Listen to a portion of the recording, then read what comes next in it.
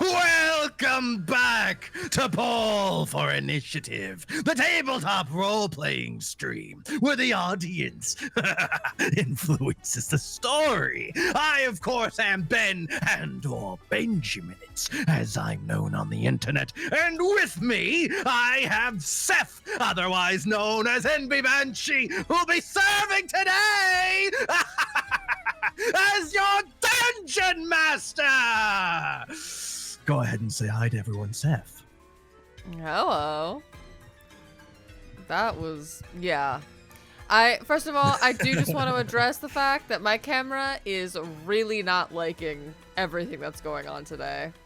And I really don't know what to do about it. It has decided to be bad today. Sorry, I don't know. You exist in cyberpunk right now. Yeah. You're being hacked. Yes.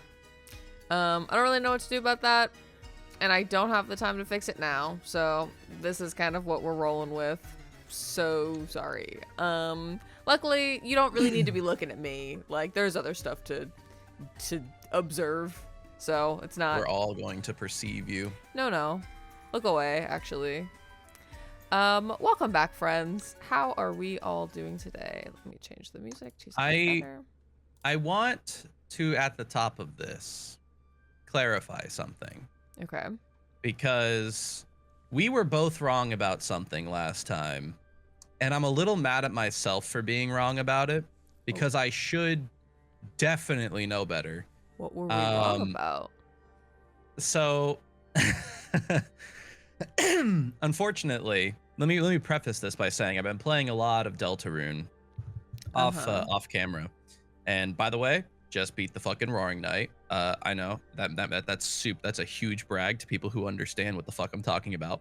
But I've been playing a lot of Deltarune, and when you go down in Deltarune, however much damage you take, negative is preserved. You stay that much health negative, and you have to heal that much or more to get back up. That is not the case in 5e. That's, yeah, I was gonna say last episode that I was like, not really sure that was true, but I also couldn't remember in the moment, and I didn't have the time to stop to look it up, so I just was like, sure. Yeah, no, Deltarune bricked my brain. So in 5e, the way it works is when you go negative, as long as it is not your full health negative, then you just drop to 0, and that's it.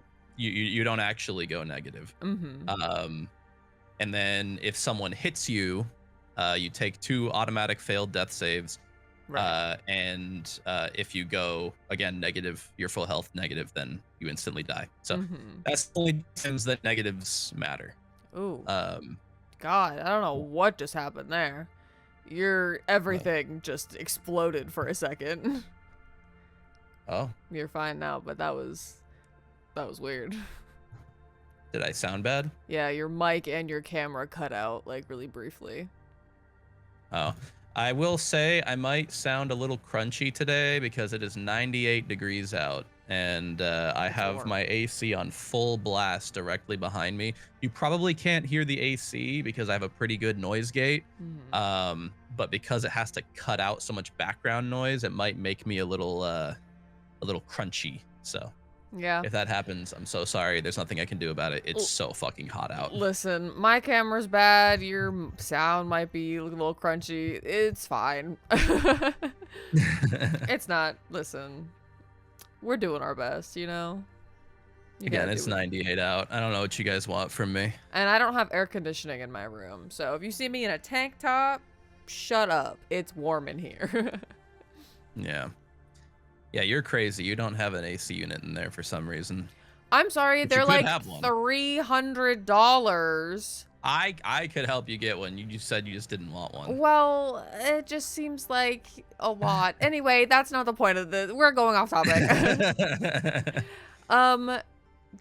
Yeah, you're a crazy person who loves it to be super fucking hot. We know.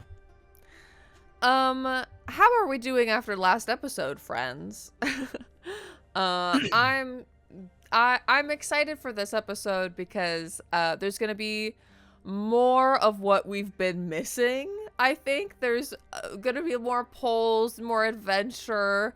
I think perhaps depending on how this episode goes, I think not as much combat heavy, hopefully. So maybe this episode will hopefully be a little bit of a reprieve of the relentless, endless onslaught of boss battles that has been going on. So we'll see. But yes, what do you mean? You guys don't like Sophie? What's wrong? What's wrong with her that you don't like her? That's weird. I mean, I think she's looking really good now. I think she was massively improved last episode. I don't know about you guys. Yeah. I think, listen, I think she's a good character. She just needed some major modifications. But we made those modifications and she's perfect now. Interesting take on that, but yeah, for sure. Yeah, for example, she didn't need that rib cage to be closed. You know what I mean? Like sometimes somebody needs their rib cage opened, you know? Gross. Anyway, I think we should get into it because I want to. I want to play. How about you? What do you think? Is that okay do you with want you? us to do a recap of what happened, or do Yeah, you just I wanna mean, jump just into a it? quick little. I mean, what did happen last episode? You killed Sophie, the Chandler of Flesh. You found out your best friend, who you thought was dead this whole time, instead had been. Not, you're not like super sure on all the details yet, but from what you've gleaned, she was instead like kidnapped and sort of rebuilt under like Sophie. It seems like she's been through a lot, currently in a tank attached to a wall full of weird fluid. So interested to get into that today. All of your friends are unconscious but no longer dying. So that's fun. They're all just having a little sleep on the floor. Except for Neve, who's having a little sleep attached to a hook hanging from the ceiling. She's napping. Oh Yeah. my god. Not everyone sleeps like lying down. You know what I mean? Like we all have different methods of sleeping. Yeah. For sure. And, She's just hanging around. and you retrieved Sophie's necromantic novel, which was her spell book and also her sort of scientific journal and diary of sorts. So, sort of interesting. Also, once you take a look around the room, there will be other loot to have. I kind of sent you a little bit of that ahead of time just so you had a look at that, but once we get into it, we can go over everything that you found in the room. Yeah, I'm gonna be honest with you. You might need to send it to me again. I think you sent it to me when I was out of town for MCR, and I'm gonna be so for real. I don't remember anything. I sent it to you immediately after last episode, so. Oh well, I was getting ready to be out of town for MCR. That's fair. So there's no way I remember anything. That's fair. But regardless, that was last episode, and this is now. I know I said that I wasn't gonna have an intro for you, and you know what? I don't, but someone else might. Yeah, I mean, yeah, I know we said no more intros, but it felt like this one was perhaps pertinent, so I wrote a tiny little something. It's not a full scripted thing, but Yeah. Let me give you a scene really quick. Oh, I fear. I thought maybe I had a good scene for this. I'm just gonna give you this one. I think I'm just gonna keep this up. okay. I think we just see a series of scenes, no real words. to this, no dialogue. But we see the one thing that we haven't seen yet about their past. And that's the week that we kind of glossed over at the start of this campaign. Mm-hmm. Immediately after leaving Mount Cinderfall. Mm-hmm. The series of sleepless nights, staring at a campfire, the restless dreams followed by panicked screaming on other nights, as Aelstein made his way through the Valley of Endless Storms. We skipped through this before, but this week was a year for him. He put on a brave face when he met his friends back in Rian. But Kaz and Ambrose, I think, have caught glimpses, you know, always being the last to turn in and first to wake up, bags under his eyes, and the few times they catch him in slumber, Aelstein's mumbling in his sleep. The only word they can make out is Amber. And we cut back to Aelstein in the present day, still kneeling in front of Sophie's body, her crushed heart in his hand. After many long days, weeks, months, our story has finally caught up with itself. And everything from here on out is new. Unwritten. We return to the laboratory. You are where you were. You kneel over Sophie's corpse. Your friend's unconscious around the room. What do you do? I think he's still kneeling, looks over his shoulder. She said, where was Amber? Right about here? No, Amber is over... This wall isn't like... There's like a tank like here. It's sort of in between the cauldrons and like the big wax. Mm-hmm. In that case, I guess he looks up at her. Does she seem aware at all? Or does she seem still like in that... Yeah, she's in this sort of... So, again, for anyone who may have forgotten, she's in a tank attached to the wall. Several tubes attach from the wall into the tank. A yellow sort of ambiotic fluid that she floats in. Tubes then connect from the tank into her in several places. You see several of them sort of stuck into her back. There's one that's like going down her throat, and several of them attached sort of like into her wrists, kind of disappearing under her tattered, what's remaining of her armor. Sort of disappearing beyond that. Her eyes are not fully shut.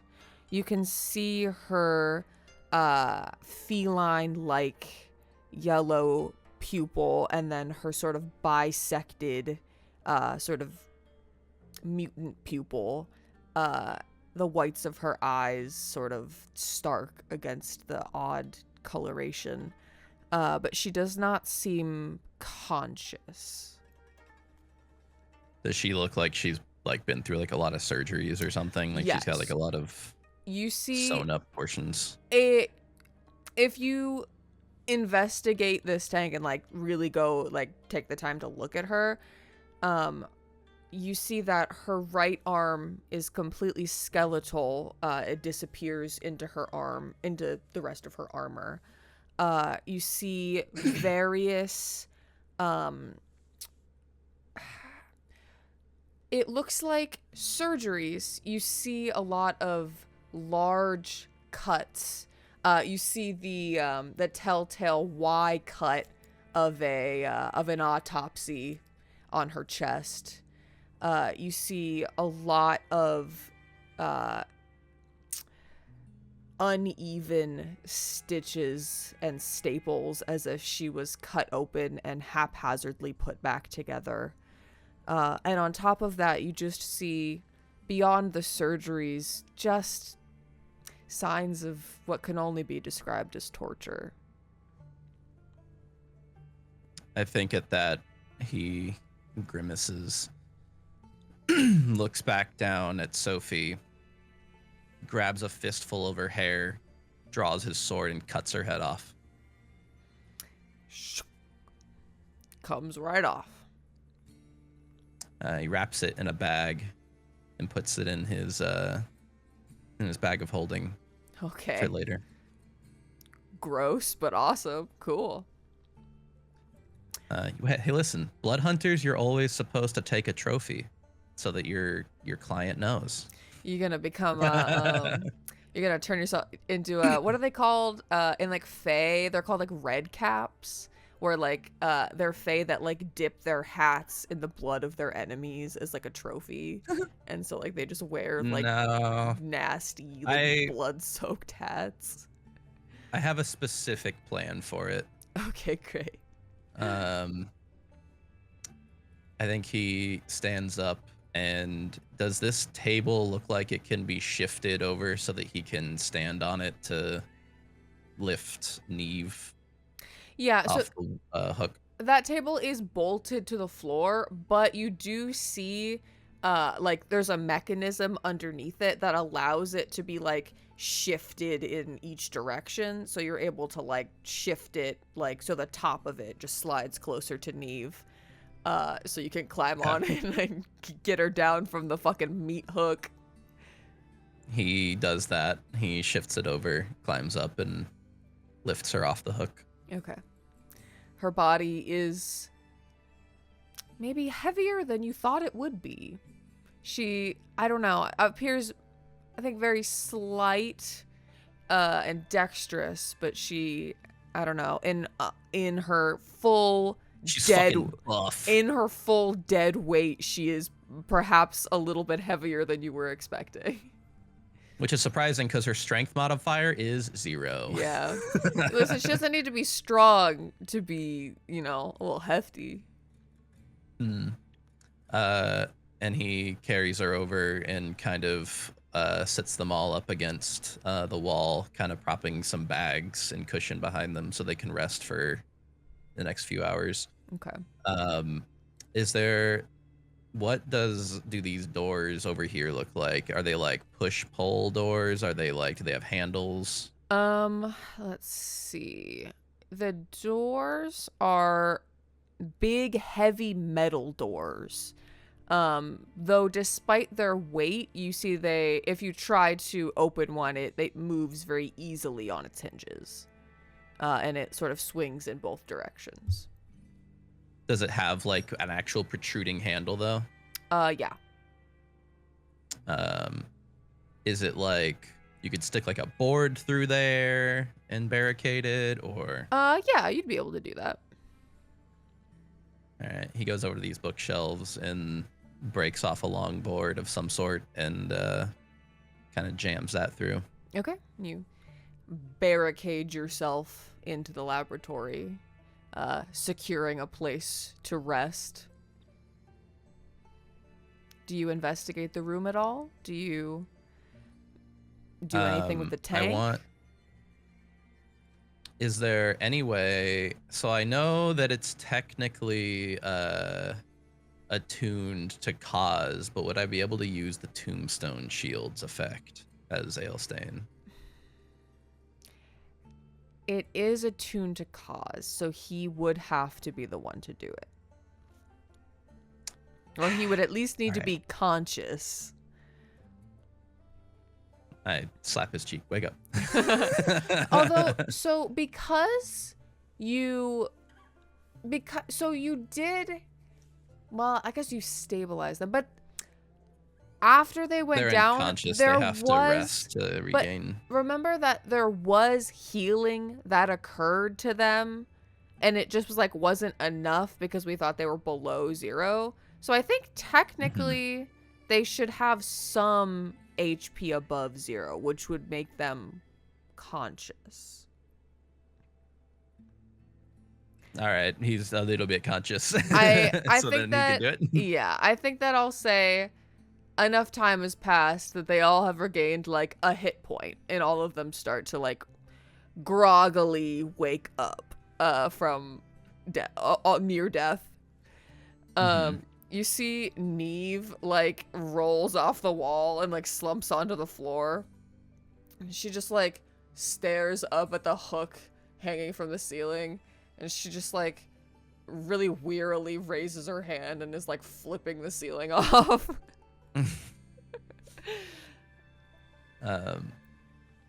So if we can use the Tombstone Shield, I want to use the other effect where we can cast Speak with Dead.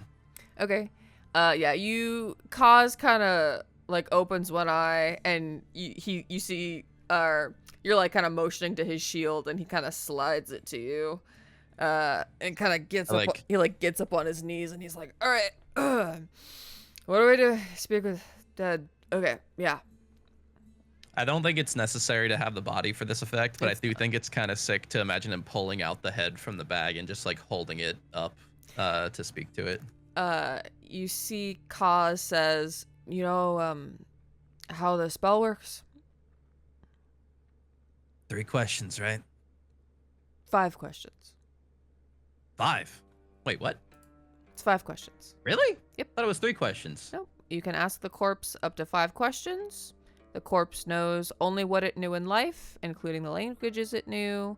Answers are usually brief, cryptic, or repetitive, and the corpse is under no compulsion to offer a truthful answer if you are antagonistic toward it or it recognizes you as an enemy. So, keep those things in mind. But you do have 5 questions. Yeah, she is not under any compulsion to tell you the truth, but you can ask her questions.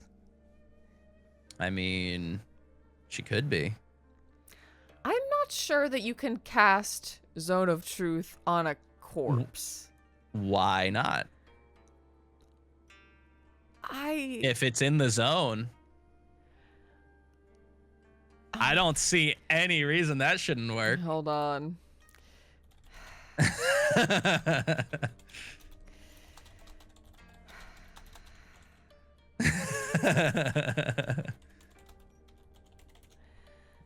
That's a spell Ambrose has, right? Someone has to have asked this question before.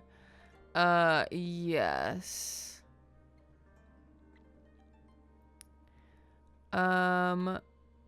It doesn't say a living creature. No, the corpse is not a creature, and so it cannot be affected by Zone of Truth. It doesn't say living creature. It's not a creature. It's not a creature at all. It is an object. That's silly. That's not. It's a corpse's in-game logic. By the rules of the game, coach. A corpse is considered an object, not a creature. Boo. I wouldn't consider it an object. Well, you're not DMing, are you? Corpses are I'm sorry, are undead not creatures either? She's not undead. She's a corpse. Yeah, she's kind of undead if you're speaking with her. No, it is briefly animating the corpse. It is not returning the spirit to the body. It specifies that. So this is bullshit. Okay, whatever. We fucking cast it anyway. Okay. You see Kaz closes his eyes. He runs his fingers along the name Sophie that has appeared on his tombstone shield. And that sort of dark green and slightly purple necrotic energy make his eyes glow. And the same energy swirls in the severed head of Sophie. It makes it light up. The light coming through her mouth as her head speaks. What is the toy maker still here, by the way? The toy maker was just Yeah, the toy maker's like been in the hallway, and you see like the the secret tunnel like opens, and they look around, and then them and Stefano like step into the room and kind of just like you see that they like hurry over to their workbench and start like gathering their things. Mm-hmm. You have 5 questions. So, all right, Ugly. How did Heckna get Amber's body? It was burned. She shouldn't have still been alive. You see, Sophie says, I don't know. She was brought to me. I did not ask questions.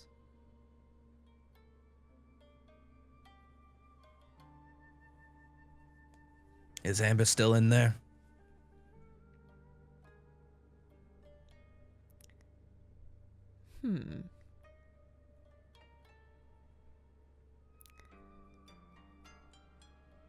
Define in there. Her? Is she still Amber? I wouldn't know.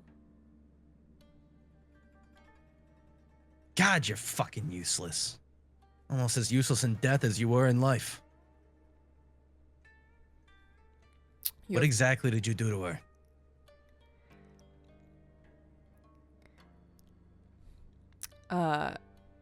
You see that the head, its eyes kind of glance at your, you have her notes in your bag. Mm-hmm. You see that she says, I could tell you, or you can read my extensive notes. I'd prefer if you answered the question. You want every detail? Yes.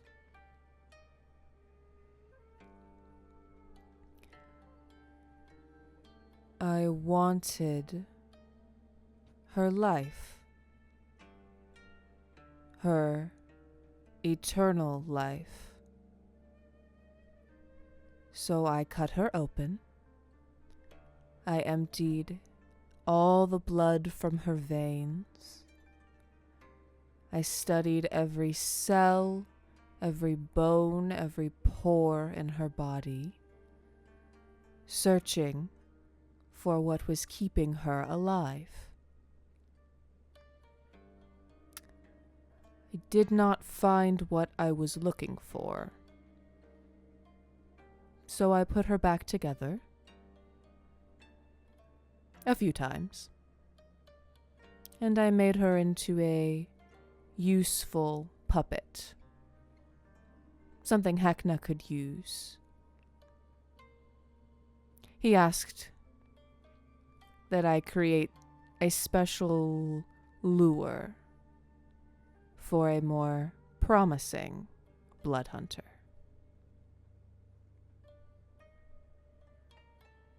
Does that satisfy you? Can she still be saved? Can anyone? Okay, now how about you give me a real answer? Define saved. Holy fucking shit. Brought back. Turned into herself again.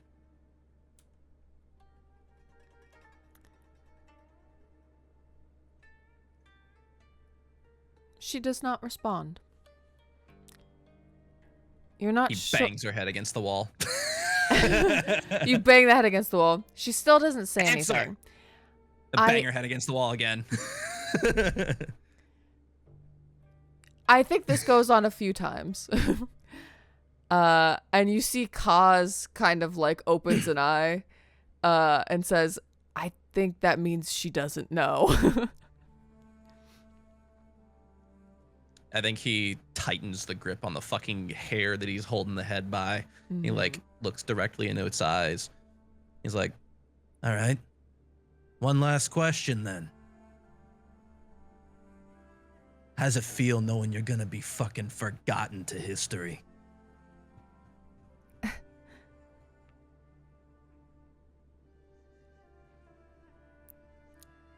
Before she answers, he throws the head across the room. Okay, you don't get to hear her reply. She was No. Like she can answer, but she's gonna be answering from across the room. Okay, you chuck the head. It rolls. It hits the back wall. Across the room, you hear a voice that is completely devoted and assured in her words as she says, Hecna will make sure my work is complete. Even if I am forgotten, my work will continue. Oh, honey, you got a big storm coming. And then the magic fades, and it is just a lifeless head across the room now.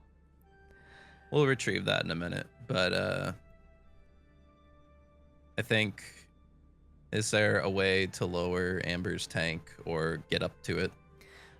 You approach the tank. Give me an investigation check.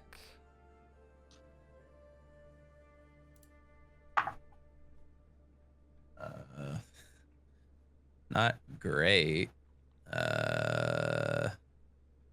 That's a 10. You see a panel on the side of the tank. There are 3 buttons. One of them is blue, one of them is green, and one of them is... So, like, there's a blue, a green, and then in the center below those 2, there's a red button. It's got a clear plastic, like, covering on it, and there's a keyhole, indicating, like, you need to turn a key to open it to press the red button. Can I not find anything in this room that, like, tell me what they do? Well, on a 10 investigation. You know what? It's gonna be so stupid if I push the liquidate her button or something. Roll with advantage. You see Kaz kind of like stands up and he's like, okay. And he comes over and tries to help you look around. You see Ambrose and Neve have like scooted closer together and are like, they're both mostly conscious laying on the floor, and like they're both covered in blood, and like their heads are touching as they're just like trying to recover. Not much better. 14. Okay, yeah. On a 14, you see, you almost missed it, but there's a panel or like an instruction sort of placard on the wall under the panel. And you see it says, the green next to the blue one, it says stall.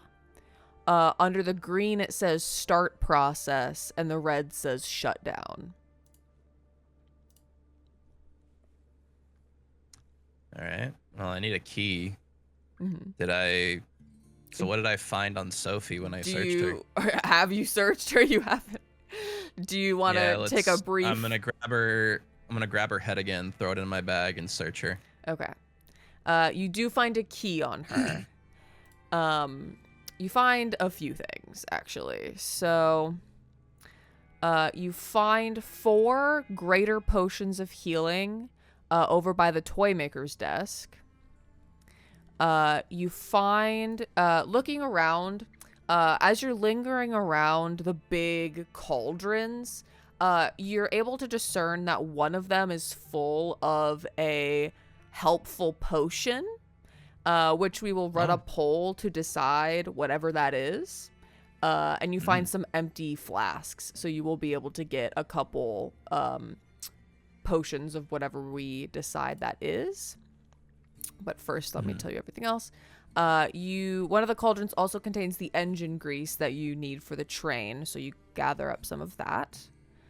You Okay. also find a vial of acid, and another potion of greater healing over by her workbench.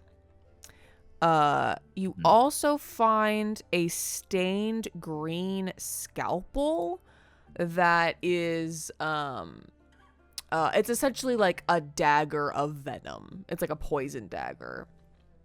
Oh. And Can you like post these in our chat or something? yes, So I I will. can have them. Okay. And then you also find 3 bottles of alchemist's fire, a potion of mind reading, and a potion of poison. And I believe. Or you mean like a not a like drinkable poison? You mean? I'm not sure actually. It just says a potion of poison. So I'll figure out what That's that a weird way to does. point that. Yeah, I'll figure out what that does. Just making sure that that's the same as just a flask of poison, or if it's like something special. I'm not sure. I'll have to double check with you about that. But let's run that poll really quick. Chat, what potion is this cauldron full of?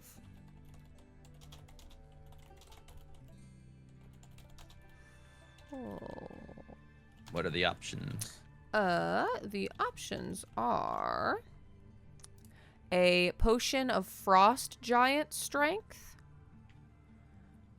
a potion of invisibility, a potion of climbing, and a potion of flying. Potion of climbing. Yeah. No potion of flying. So there is Can an... Huh?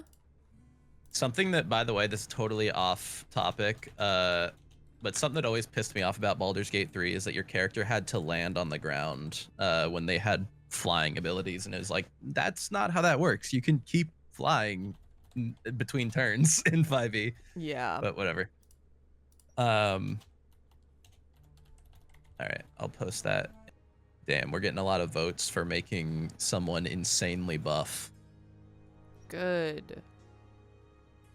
Sorry, I'm trying to get these down for you. Pretty sure that's the one that puts your strength at 23, so you get a +6 modifier to strength. Any strength checks. Which I think... Oh no, I don't think he doesn't get any proficiency in athletics. Never mind. Does anyone have proficiency in that? Oh my god, we could make Ambrose have a +7 to strength. Ambrose suddenly becomes the buffest member of the party.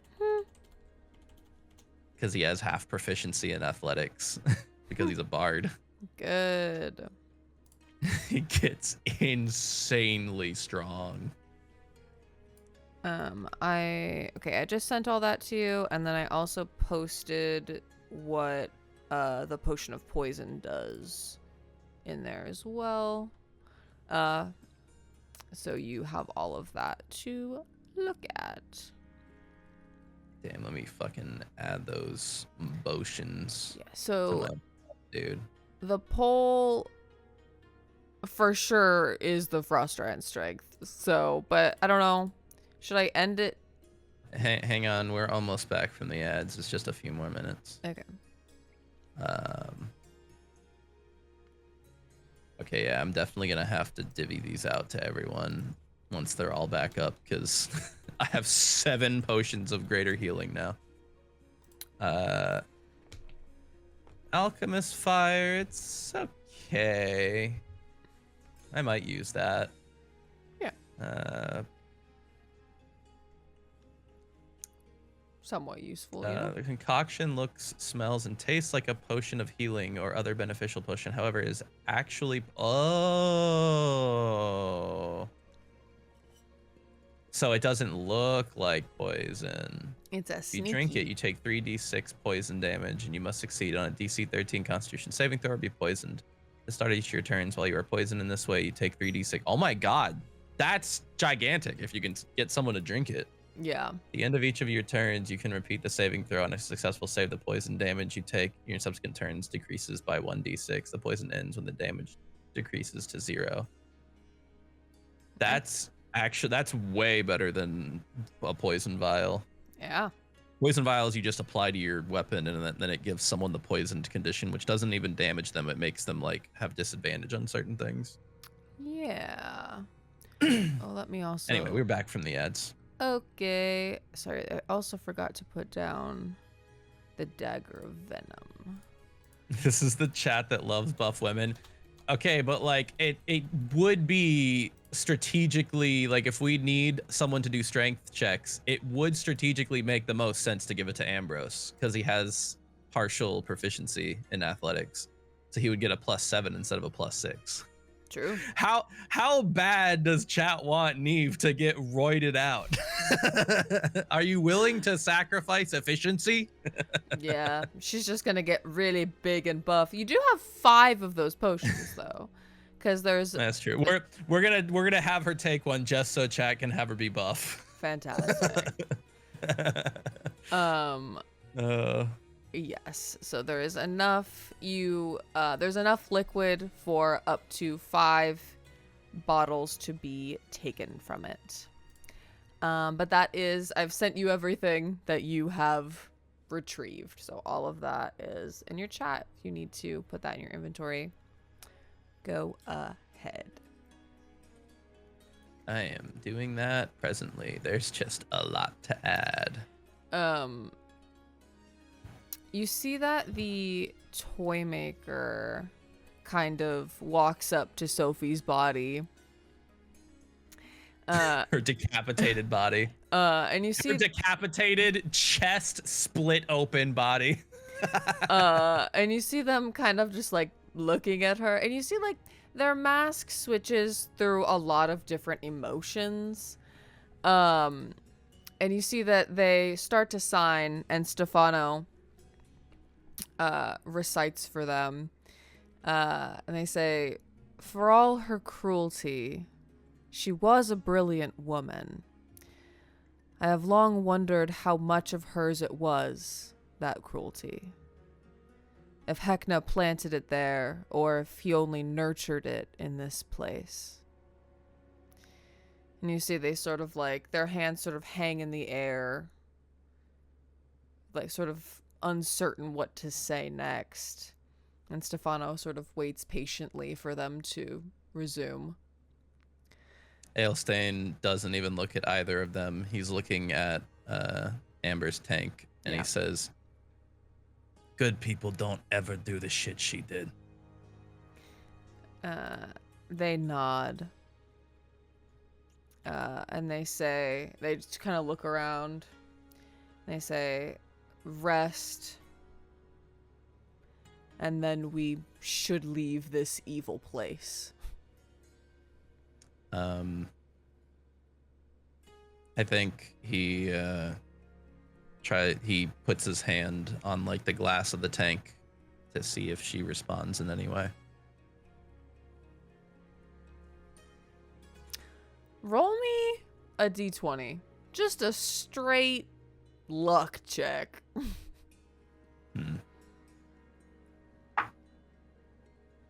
Do I add anything to this? Just so I rolled a 16. Add your charisma. My charisma modifier? Yeah. 18. You put your hand on the tank. And I think you hold it there for a long time, hoping that something will happen.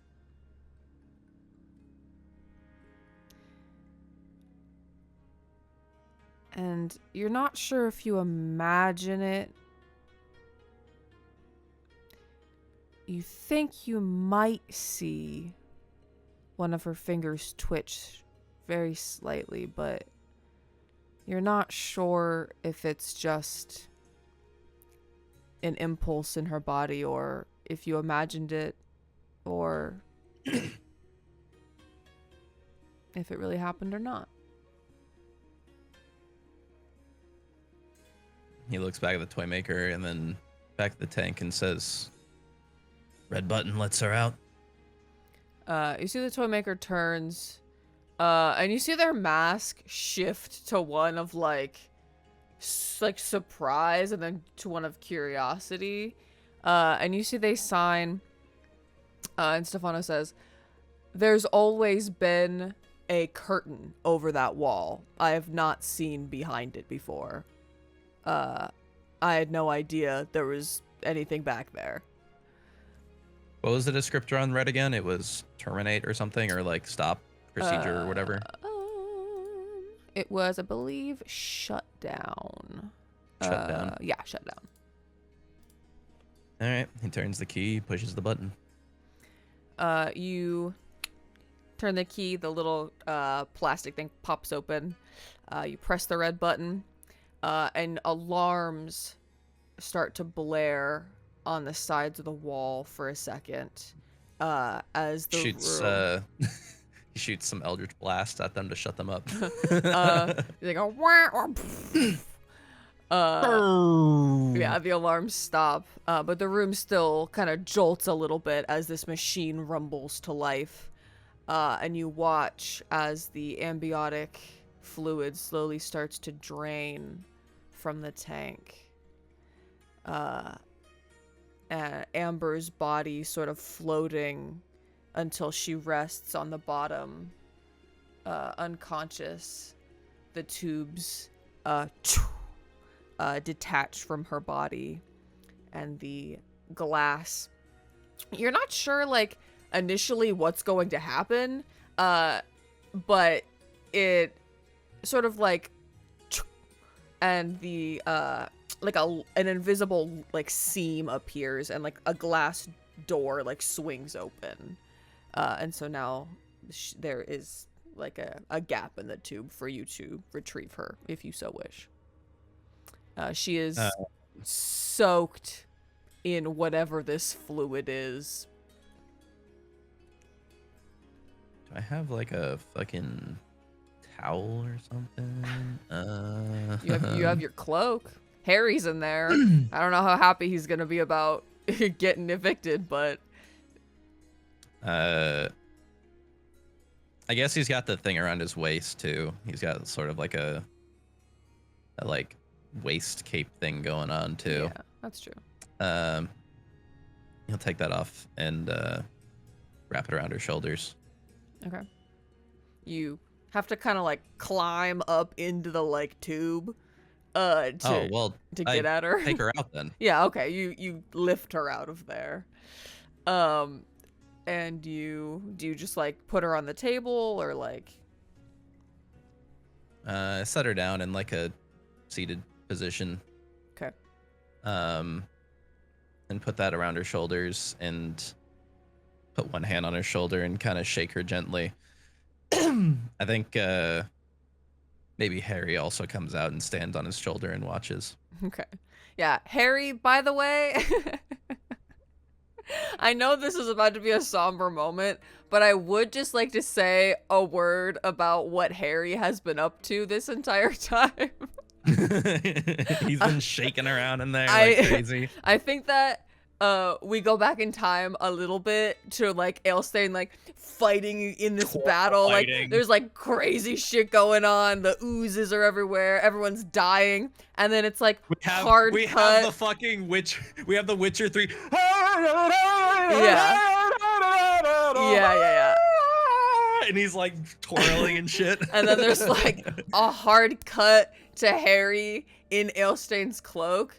And he's doing like a little rat dance, and there's like weird ambient music playing. And it's like it feels like a fever dream. And Harry's wearing like a little coconut bra and like a hula skirt, and he's like dancing. And then it hard cuts back to Ailstein fucking ripping Sophie's heart out of her chest. So that's what's been going on with Harry, just in case anybody was wondering. Harry's been on his own adventures. Yeah. But yeah, so you lay Amber down on the ground. You see Neve kind of rolls out of the way to make room. And so now her and Ambrose are kind of like pressed up against each other. We can probably, yeah, whatever. I don't think it necessarily matters where in the room she is. I just figured you'd want to set her down with everyone else. I don't know. Well, no, I think I do want her to be a little bit further away from everyone else. Okay. She's because like if she is somehow still alive, I don't think you'd want her to like, I don't know, feel that vulnerable around like other people, you New know, people. That's so fair. that she doesn't know. You lay her down. As you sort of rest her in the seated position, I think your hand brushes against her neck, the side that bulges with the black veins. And astonishingly, against all odds, you feel a pulse. You hear the quiet intake of breath. The soft movement of eyes as she slowly comes to some form of consciousness. You watch familiar and yet unfamiliar eyes meet yours, sort of glazed in a hazy state, but more awake than she was. Do you say something to her?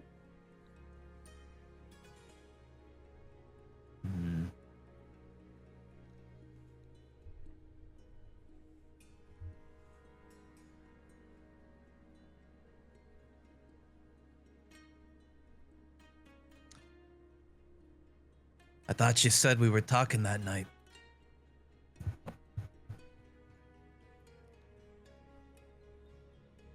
You see, upon hearing your voice, her eyes open as wide as they can, and you see her pupils dilate. And she suddenly inhales as if she has been holding her breath, or like she has not taken a breath this whole time. And then she sort of returns to that sort of slumped state. And she seems to notice you for the first time. Mm-hmm. Her hand, that is not the skeletal one, her left hand, thick with those black veins, reaches out, and you see her she has the intention to touch your face, if you are going to allow it or stop her from doing so.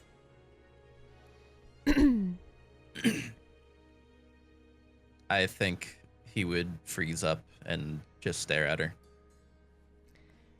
If you do not stop her, she touches your eyebrow and kind of drags her finger down your eye, and kind of is like, her nails are very sharp. It's possible she unintentionally scrapes your cheek a little bit. Her fingernails now talon-like. And you see, very quietly, as if unused for weeks and months, or also possibly overused in the excess of screaming, strained vocal cords. Elstein. That you?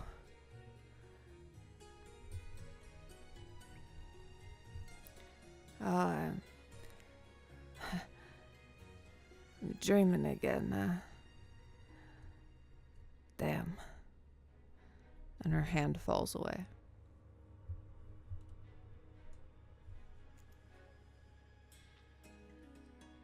Amber?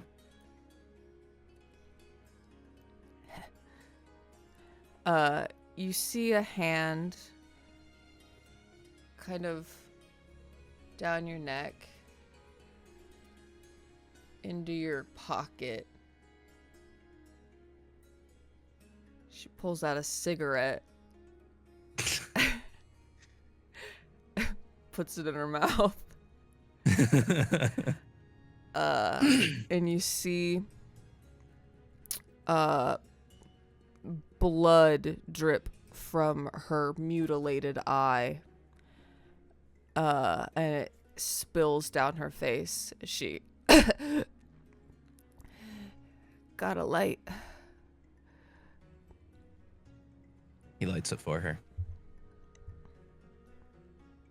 He also pulls out a greater health potion, indicates it to her, and he says, You need to wash it down? She puts her hand on yours and pushes it away. Shakes her head. That ain't gonna do much for me, I'm afraid. You keep it though. Blood, yellow bile fluid seeps out of her mouth. You see her teeth are all jagged. You see extra teeth in places that there shouldn't be, blackened at the base, yellowed towards the tips.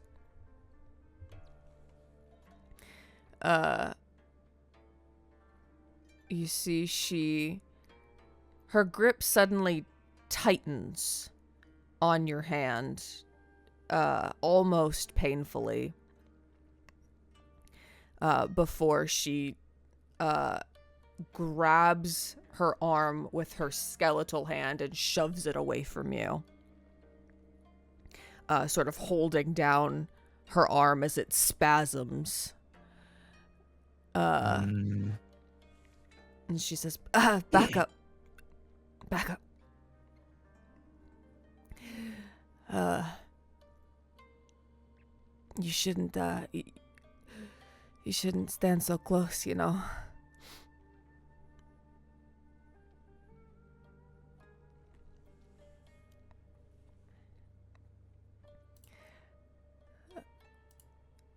What are you doing here? Saving you, you dummy. You see she takes another drag. You idiot. She blows the smoke in your face. She says, you idiot. Ain't you know a trap when you see one? Thought you was smarter than that. You were always better at the plains than I was.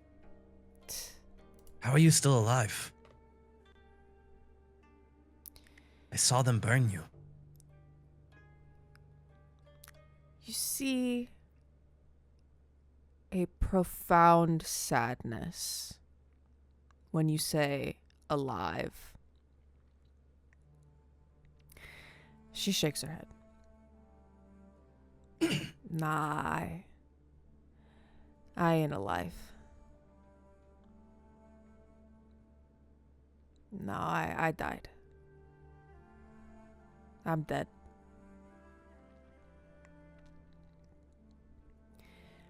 Uh, it's all kind of hazy, you know? I don't really know how I got here, to be honest, but, I took the mutagens. Amara, she gave them to me. I took them. You see her pupils constrict. And she bites down. And you see like tension in her jaw. A vein bulges in her neck. As she is sort of, you're not sure. She seems to be reliving a memory and also fighting some kind of urge.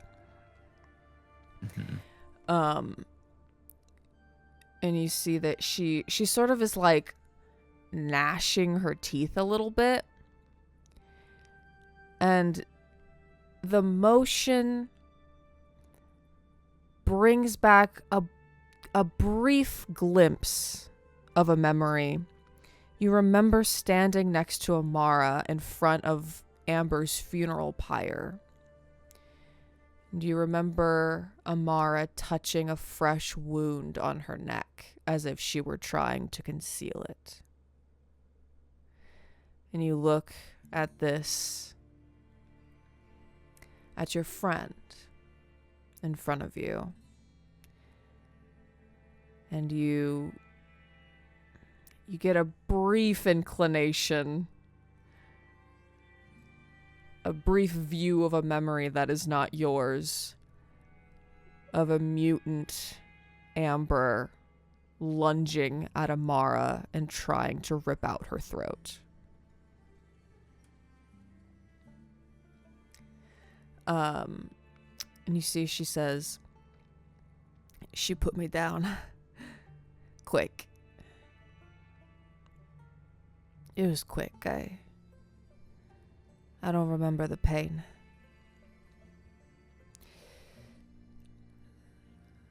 Not that pain. They said you had a pulse.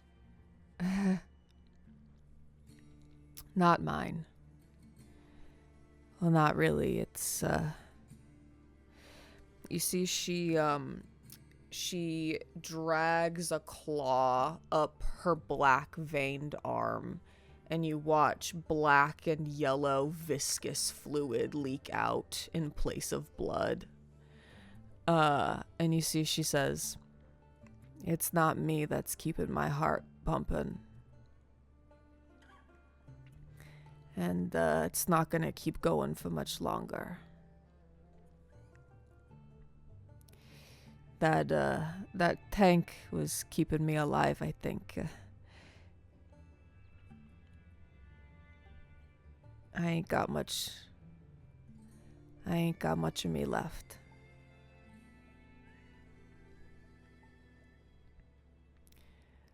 After,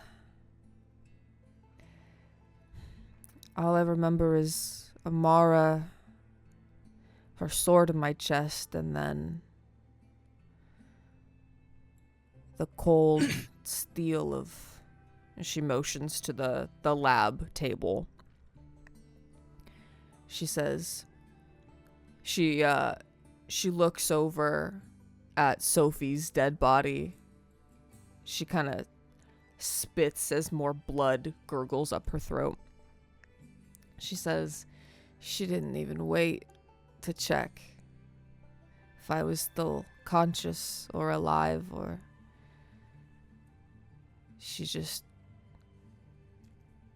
took her scalpel and just cut me right open.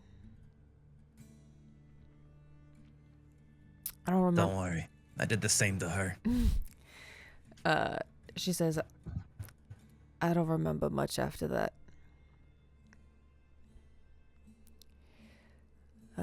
It's all kind of bits and pieces, you know. Do you remember the orphanage? You say orphanage, and you watch her pupils blow out again. Her eyes almost fully black. She lurches forward and grabs you by the chest.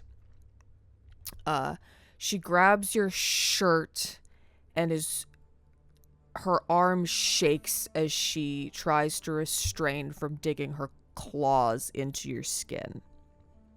Mm-hmm. I got 17 HP. I'm all right. She kind of tilts her head and gets she's like staring into the middle distance.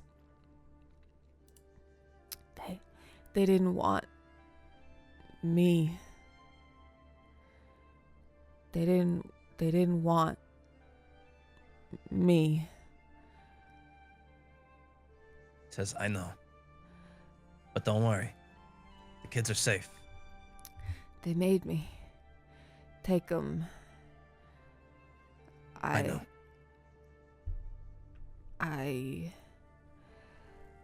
You see that she starts kind of like tearing at her own arms. The claws rake against the bone of her arm that has no flesh. Says it's okay. They're safe. I didn't mean to. I I know.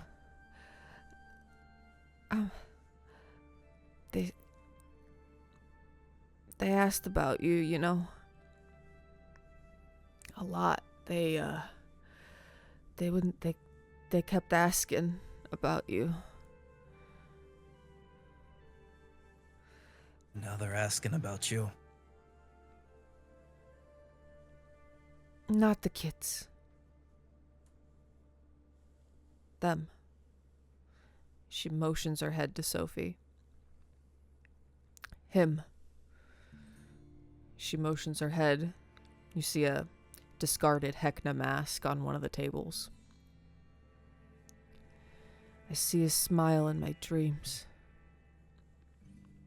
It's full of a sky that doesn't have an end and stars that are too bright.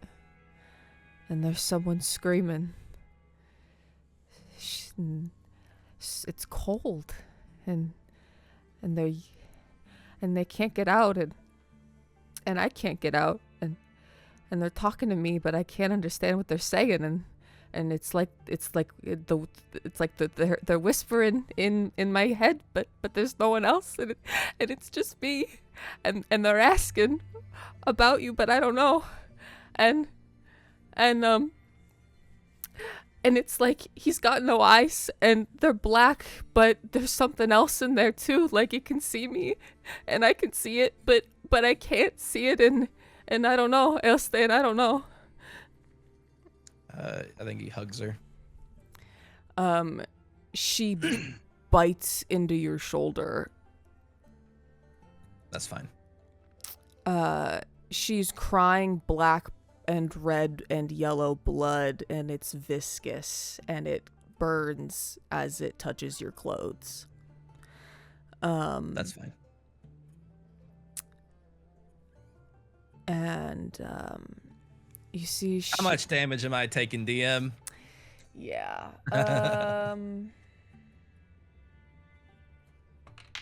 Oh, well, that's gone. This one. No damage! No. Damn, I toughed my way out of that. You take 6 acid damage. That's fine. Her tears sear through your clothes and into your skin, and now your shoulders kind of like bubbling with like acid and flesh.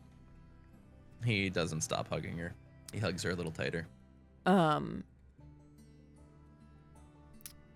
You can, as you hold her close to your chest, you feel her heart rate is 300 beats, 400 beats. Oh my god! It her heart's is gonna explode. It's picking up.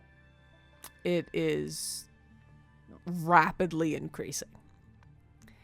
Just vibrating in her chest at this point. She starts to shake violently. Almost like a seizure. And she bites into your neck a little bit. Ah, no! Stop it! But not a bunch, just enough to draw blood. And she kind of like yanks her head back, your blood now dripping down her mouth.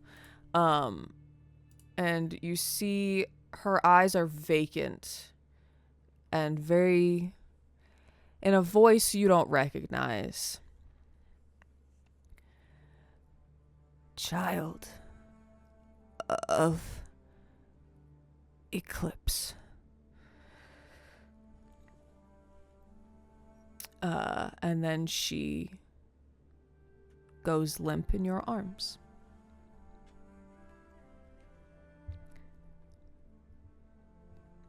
I think he stays hugging her for a while. Her heart slows down. The shaking eventually ends. Her breaths come slower and slower.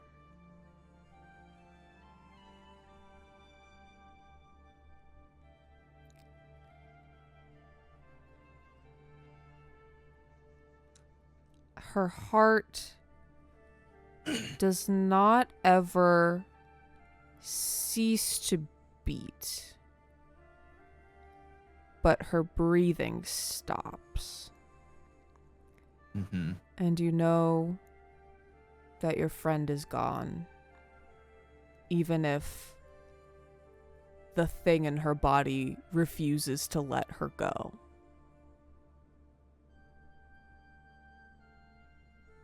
Stays there for a while longer.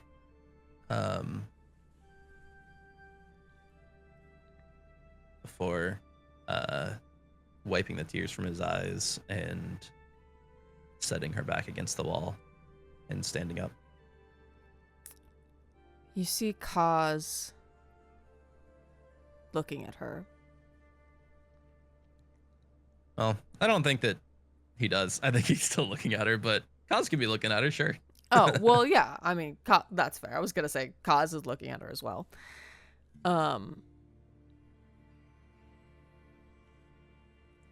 I think in this moment, with what you have learned and what she had said, Mm-hmm. you know that her body will not die, Mm-hmm. but she is gone.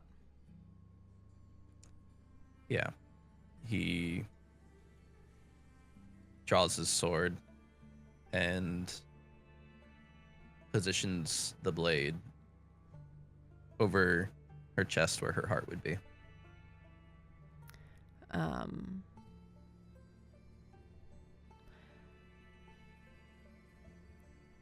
It is endlessly quiet in this echoing chamber. No one moves to stop you.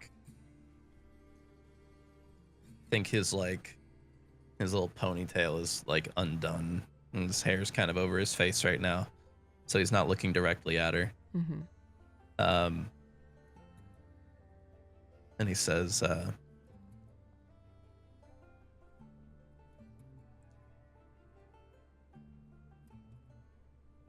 promised you we were gonna travel together one day. We still will. And he drives the sword into her heart.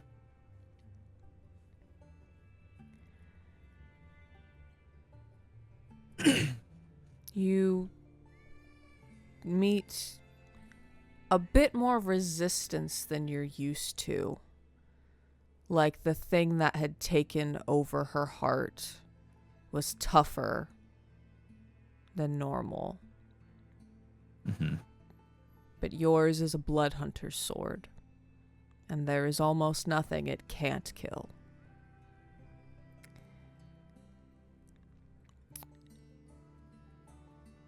Finally,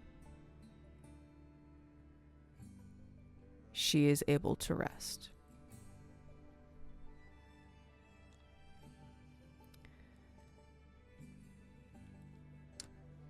think he like makes sure that her eyes are closed, like closes them, and removes that like waist cape, and then gently lays her down on the ground, and using any alcohol he still has, begins dousing her. As you are removing the cape, your hand you're like taking it off of her, and you notice tucked into her belt, it was removed from her wrist. You find the matching bracelet that she wore to the one that she made for you.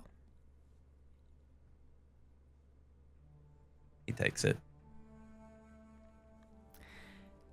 You cover her body in alcohol. You see Harry has been sitting on your shoulder, sort of like... you see he comes over to the other side where your wound is, and is sort of like inspecting it. You see that he scampers down off of you, runs over to Kaz, and comes back with a thing of gauze in his mouth. Well, he has gauze in his bag for his hand, for his arm. Yeah, he's just trying to be helpful. Yeah. he goes in your bag. He comes back out. He comes back out with gauze. He's like, I've seen you do this before, Dad. Yeah. I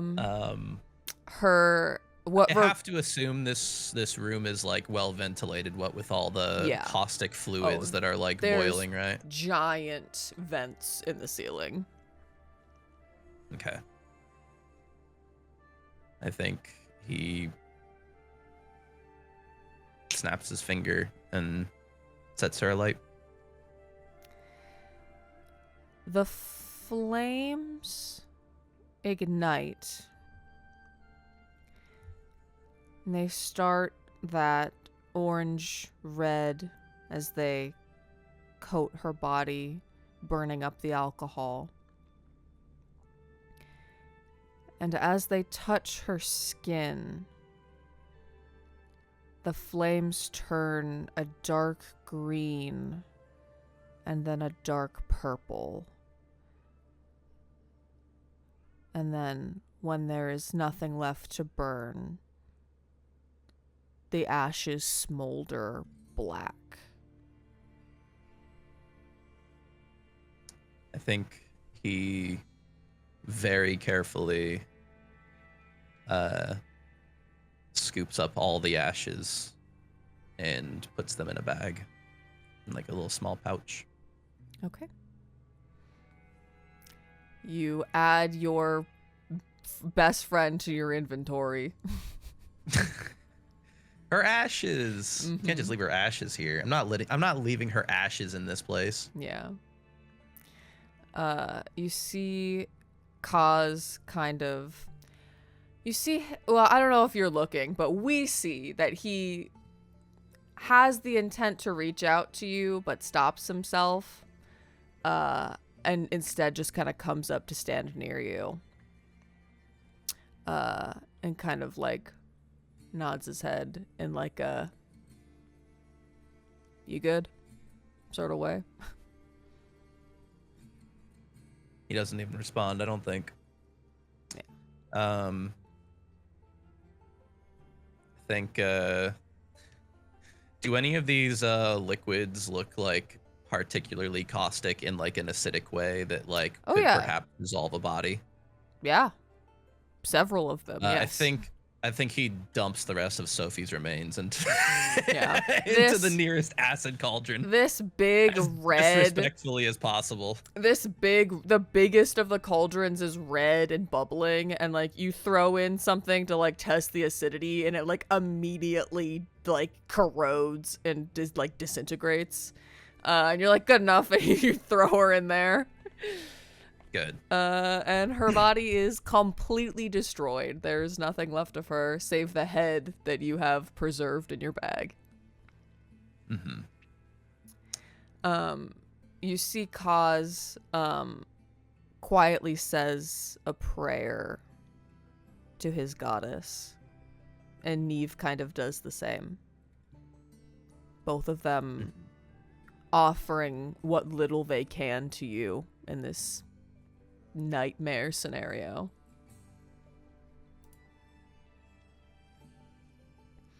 He says, I appreciate the sentiment, but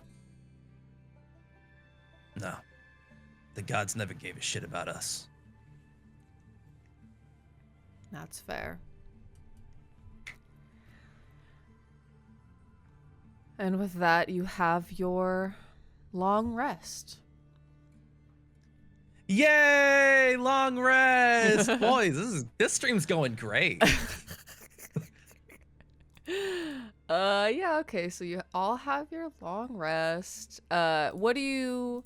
Ambrose, Kaz, and Neve all completely pass out for the entirety of the rest. You have more health than they do. So is there anything that you do during this time, or do you take this time to sleep as well? I think he sits on the table when everyone's passed out and he knows he's alone. Actually, is the toy maker still in here? Where is the toy maker? Yeah, the toy maker's kind of been like keeping to themselves. Them and Stefano are over by their table here. And they've been quietly like gathering their things, like making sure like they have everything they need, getting their stuff in order. All right. I think he's bisexual sitting on this fucking table over here. Awesome. Bisexual. Like bisexuals can never sit normally, you know? You always got to have like one leg up and then like one leg down, like resting on the stool or something, you know? Mm-hmm. And he's got the pouch with Amber's ashes in one hand and that stone of far speech in the other, knowing full well it's not going to work. I think he just says he spends a long time staring at the pouch and holding that stone. He's not sure how long, but he just says, I know you can't hear me right now, Dandelion, but damn.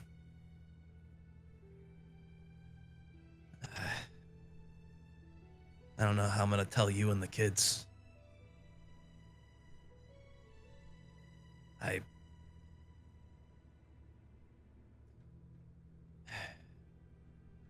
Kind of selfish of me, I guess, to keep this secret from yous, but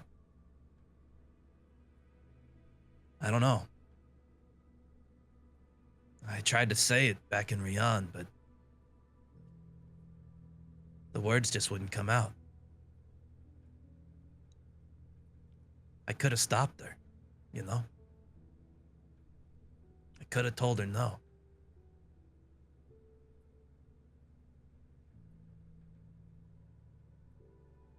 Anyway,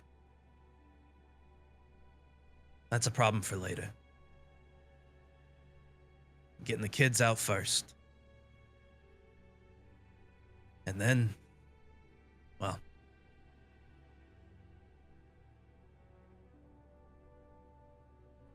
then I'll tell them.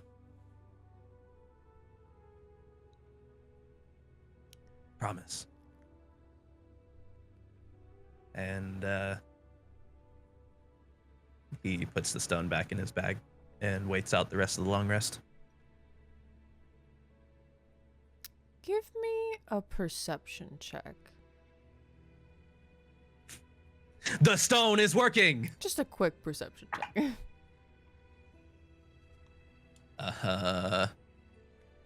14. Now, you make a very solemn promise to someone you know cannot hear you, and you take your rest.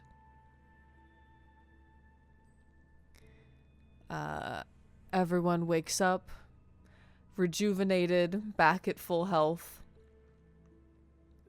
I think spirits are maybe not as high as they were, but I think perhaps the determination. I'm curious if anyone brings up what they saw on his face. You see, I think you see the curiosity and the intention to bring it up, but you also see the hesitation of everything that just happened to you and the hesitation of like, is now the time? Like, you know? Mm-hmm. So I'm not sure that anybody does bring it up. Mm-hmm. Though as all of you are sort of gathering your things to move further into this place, you see Neve is kind of kneeling on the ground, putting stuff in her bag. And she kind of looks up at you and just says, like, if you need anything.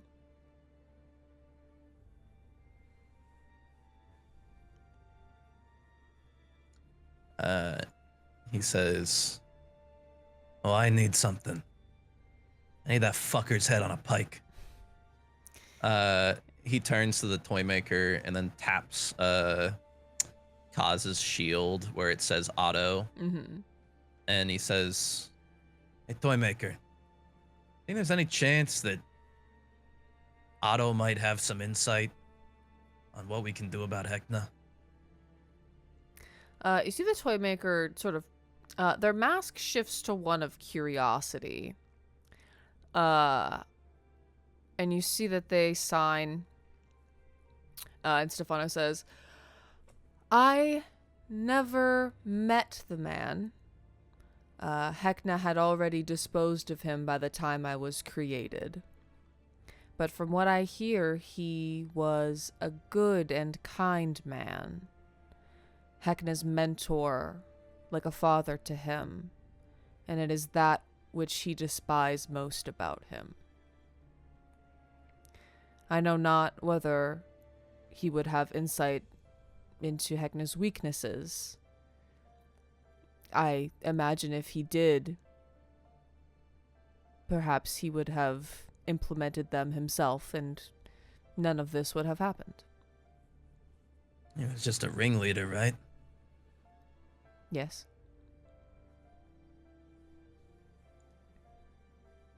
Might still have some insight. What do you guys think? You see they all kind of shrug and nod. I see Kaz says, "Couldn't hurt."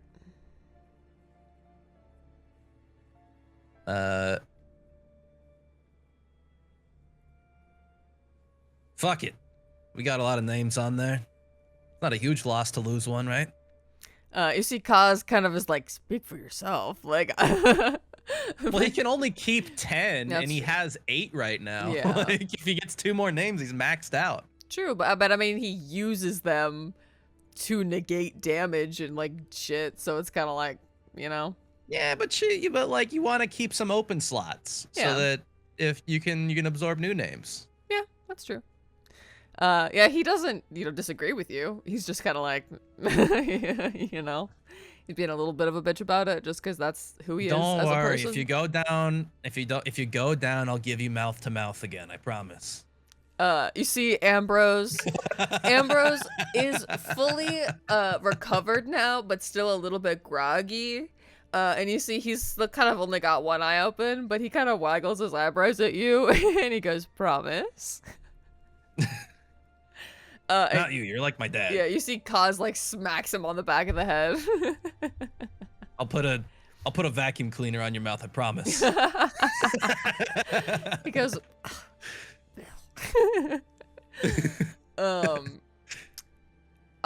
yeah, Kaz. Sorry, I'm not interested in much. He's like listing it out on finger. Much. Ambrose, like after a certain time, you see Ambrose like slaps your hands, and he goes, "Okay, I'm not that much older than you. Whatever." How many millennia was it again? I'm not talking to you about this. You see Kaz rolls his eyes and begins the spell. And there is no body to animate, but you don't need it. With this ability, the shield just sort of glows with that necrotic energy, and the name Otto lights up. You have 5 questions. Otto, you don't know me, and I know a decent amount about you. I'm here to stop an old friend of yours. He's gotten a little off the shits. He's torturing and killing people left and right for his own entertainment. I will So, just like to remind you that with Speak with Dead, they cannot learn new information. They only can say and know things that they knew in life. I guess that's true. I was just trying to get like friendly with him, you know? Yeah. So he'll tell me It's a spirit. things. You don't gotta. He's a ghost. You know? Yeah, but like I want him to like willingly give me information. He says, "Do you know how or from who Hecna got his power?" You hear a distorted, spectral voice. It's interesting just hearing the voice not having a face to put it to, but you imagine an image of a kind old man as it speaks through the concrete of the tombstone. Or not the concrete, the stone. I'm actually not sure what tombstones are made of. It's just stone, right? It's just stone, yeah. Well, it depends on the tombstone, because tombstones are made from different materials, and that's like part of the thing, right? You pay for like higher grades of stone and shit. Like some of them are made of like marble and shit. That's true. Anyway. But sometimes, yeah, it's just like rock. You hear Otto. He says, Hecna's power was always beyond even my understanding. It comes from the deepest, coldest places of the cosmos. Sometimes I would hear him speak when no one was there. It frightens me.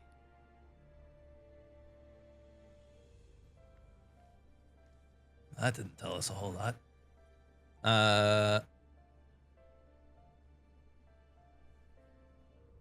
Do you know of any major weaknesses or secrets that Hecna has that could help take him down? Hecna's greatest weakness is his hubris. He believes he will win. He believes he is the best. Yet,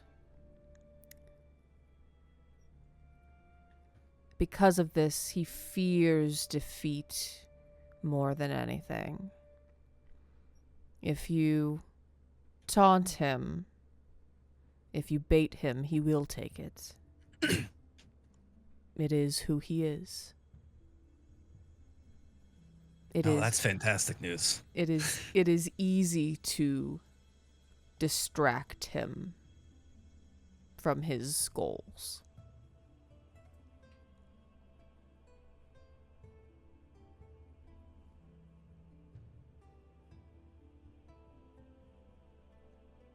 How did he kill you?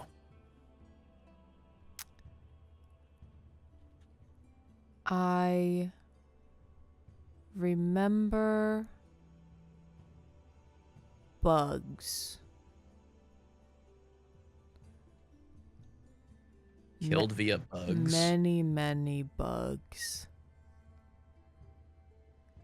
Thousands, millions.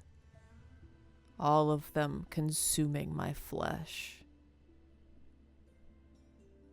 I tried to scream, but they ate away at my vocal cords. Hmm.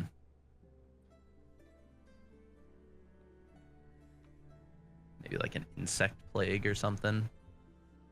That's not that high level of a spell. You got bugs, dude. You got bugs in your bush. I think, isn't that like a... I don't know. I think that might be like a sorcerer spell or something. Wonder if he might be a sorcerer. I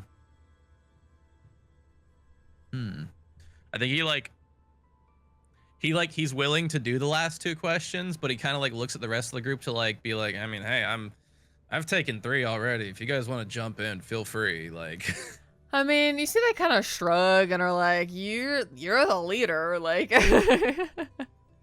well, yes, I took 3 of them.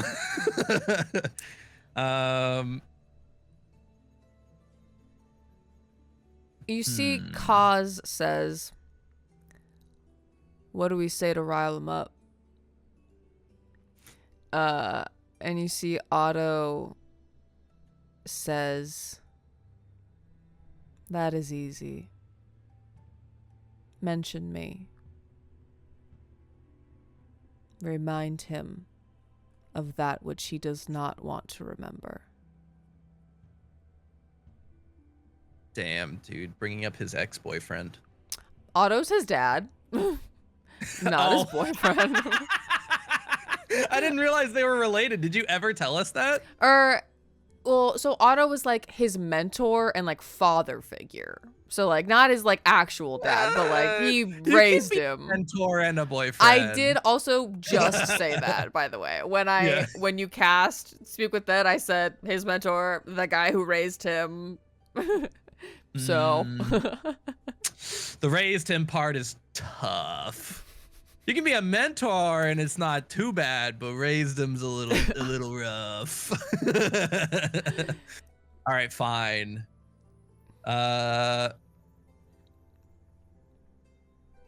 We get one more question. I don't know, chat. Do you have any questions you want to ask? yeah. Because it doesn't seem like we're really gonna get too much helpful out of there, other than like now we know how to rile him up, I guess. But doesn't sound like he has any idea where he got his power from. Doesn't sound like he has any secrets that could take him down. Yeah, I think you would have learned them by now. Hey man, if you never stop digging, you know, you gotta keep digging. True. That's how you get information. You don't need to ask the final question. You can just release the spell. Yeah, but like this is our last chance to talk to Otto, you know? True. We could just ask something poignant. Like something like why he hated him or something. Doesn't look like Chad has any idea. Yeah. I don't know if there's much else we can get out of him. Yeah. Any idea who Heckna might be working for? I feel like he would have said that because, like, it's clearly, like, Heckna's clearly not calling the shots, you know? It must be whoever's, like, giving him this power that's having him do shit, you know? And if Otto doesn't know who that is, I think that's our answer. Is Heckna working? Oh no, Heckna's for sure working for someone. He specifically said no matter what they say, like I will kill you if you fuck around in here. So like, and I mean, come on, he's the dumbest fucker on the planet. I want anyone in chat to look me in the eye and tell me you think that fucking Heckna could have had the bright idea all on his own to go grab Amber. Like, there's no shot that he's working on it, that he's working on his own. I will say it's about to be top of the hour, so if you're gonna ask your last question, you gotta do it. Mm-hmm. And yeah, we already know the friends he used to roll with. Yeah, I think I'll just ask why he hated him. I think he like looks around at the party one last time to see if they have any other questions they want to ask. They all shrug. He says, "Why did Heckna hate you? Or why does Heckna hate you?" You see that the voice is silent for a while. And then, in a very weary tone, "I'm not sure he does. I think perhaps... I think if he does, it is not me that he hates. It is that he hates that I was important to him. He hates that I was someone he was close to, and that was a weakness for him. He hates that I did not give in to his ambitions. I did not feed his darkness, and so he rid himself of what he saw was his one weakness."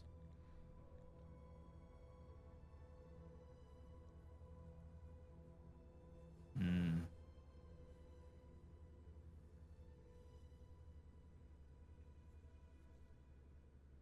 Well, good luck in the afterlife, Otto. And with that, the spell fades away. The alighted name Otto vanishes from the shield. And the spell dissipates.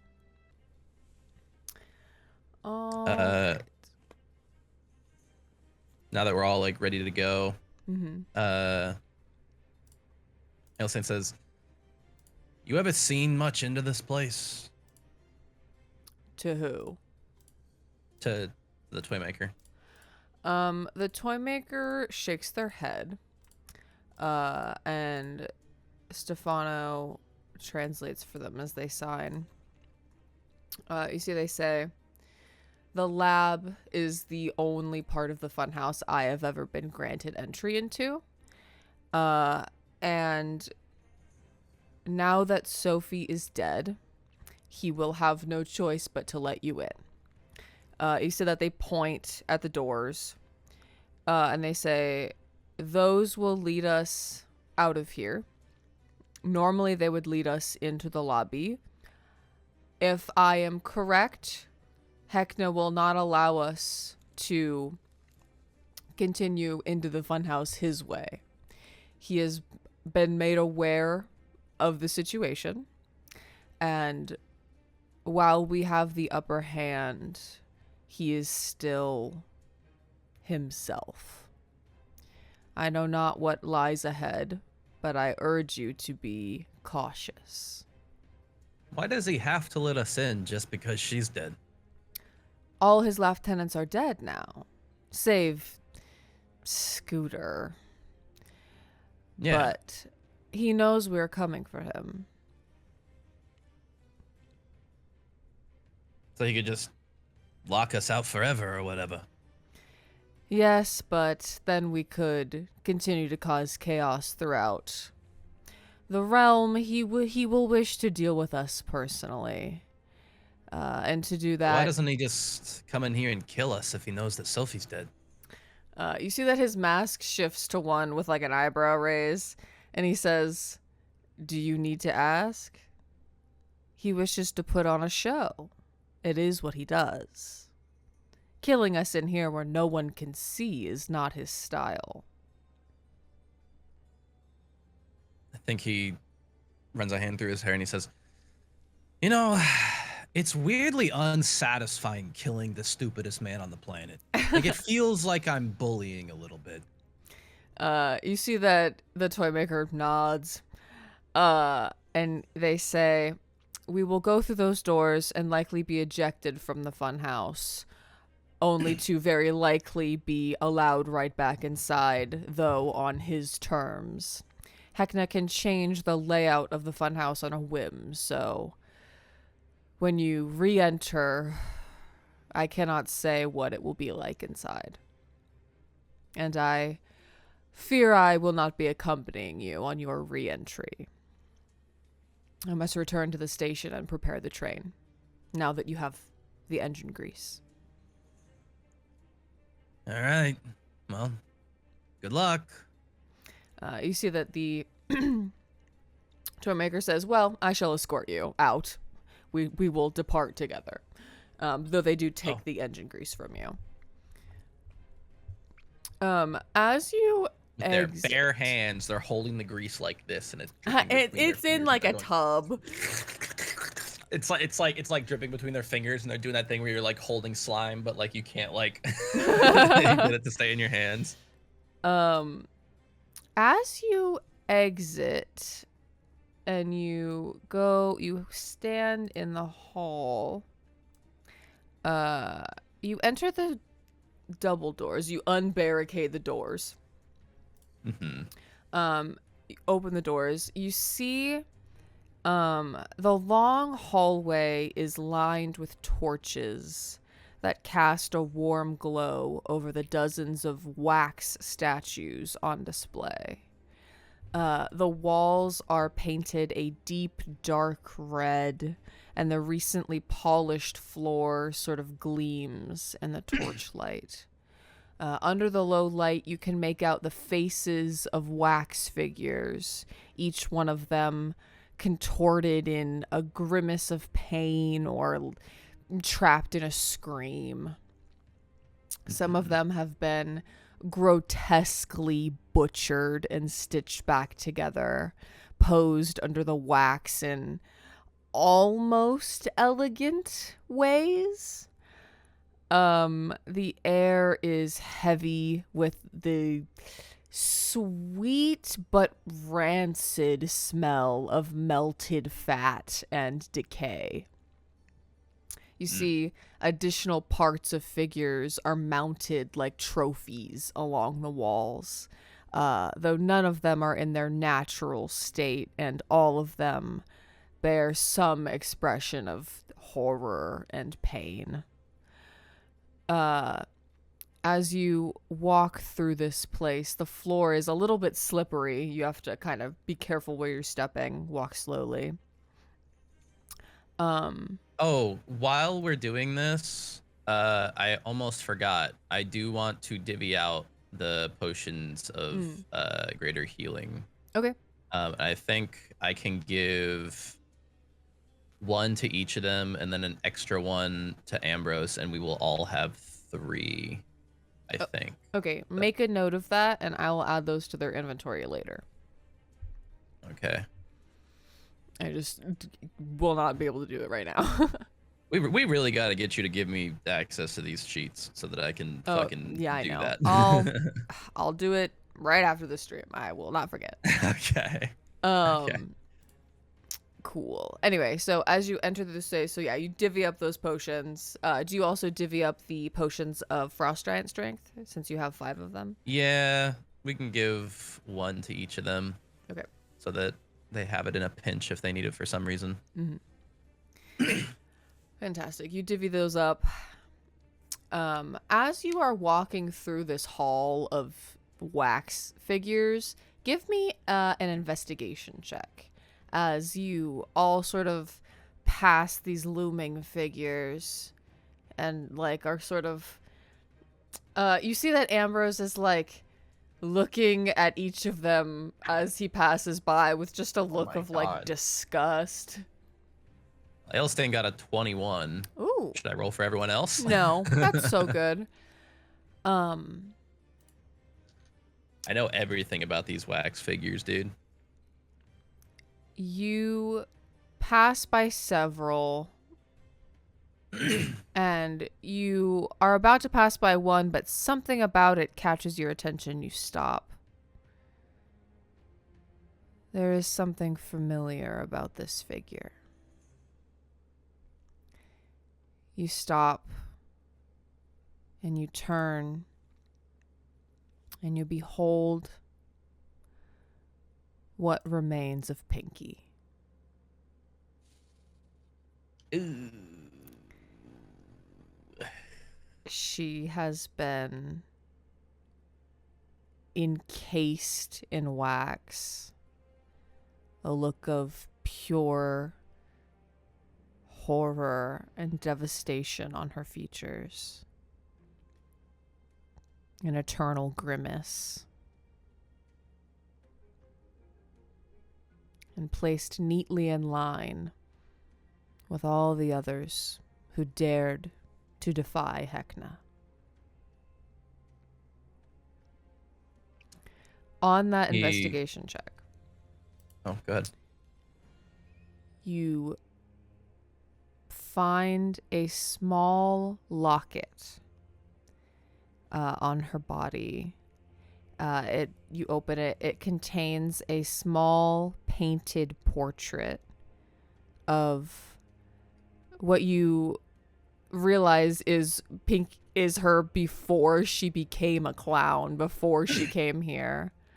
And that's on the left, and on the right is a similar looking person.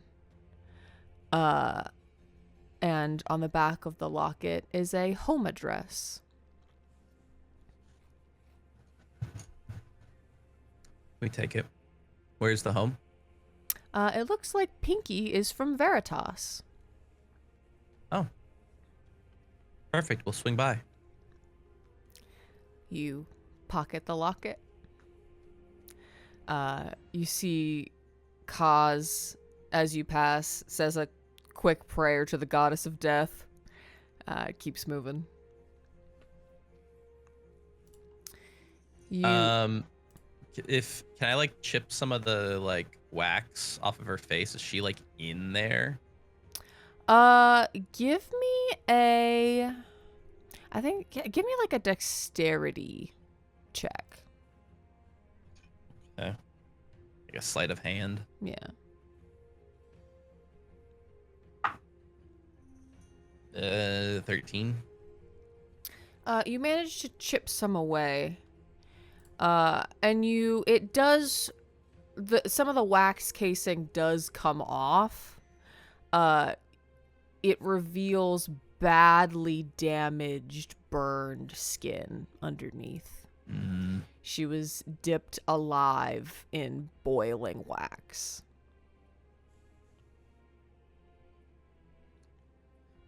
We waited too long to act.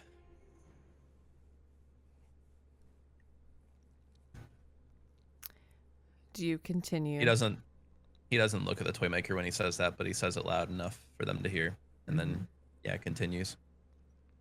Yeah, the toy maker doesn't really speak up during this time. You proceed to the end of the hallway. You open the doors. I feel like every time we see like people we failed, Ailstein's just like, if only there was some fucking dude saying from day one we should go kill these fuckers. You reach the end of the hallway, open the heavy metal doors at the end. You step through them into a space you have glimpsed several times before. The red and gold striped walls are plastered with candy wrappers, and the red shag carpet is wet under your feet. The room shudders around you, moving like something that is alive. The doors at the far end of the room fly open, and the funhouse spits you out of the room like gum. You land back in the Dysmadium, just clear of the candelabrons that are guarding the entryway. Just clear as in like we're behind them now? No, like you're or, like, over they can see them. us? Yeah, you land like in front of them. Oh my god, do we have to fucking kill these guys? You see that the toy maker stands up, kind of dusts themselves off. I think Ailstein draws his sword and twirls it a little bit, and he's like, "Come on, guys, make my day." As soon as the violent crimson light of the blood moon washes over you, the face in the moon twists and contorts, rearranging itself into Hecna's face. He sort of snarls, teeth bared in a hideous grin overlooking the whole of the Revelia. Whoa, what was that? Who said that? You see that his eyes focus on you. And he says, "You really think you can creep around my Revelia and ruin the most fun, most wondrous place in all the realms and get away with it?" Oh, heck no! Put that out.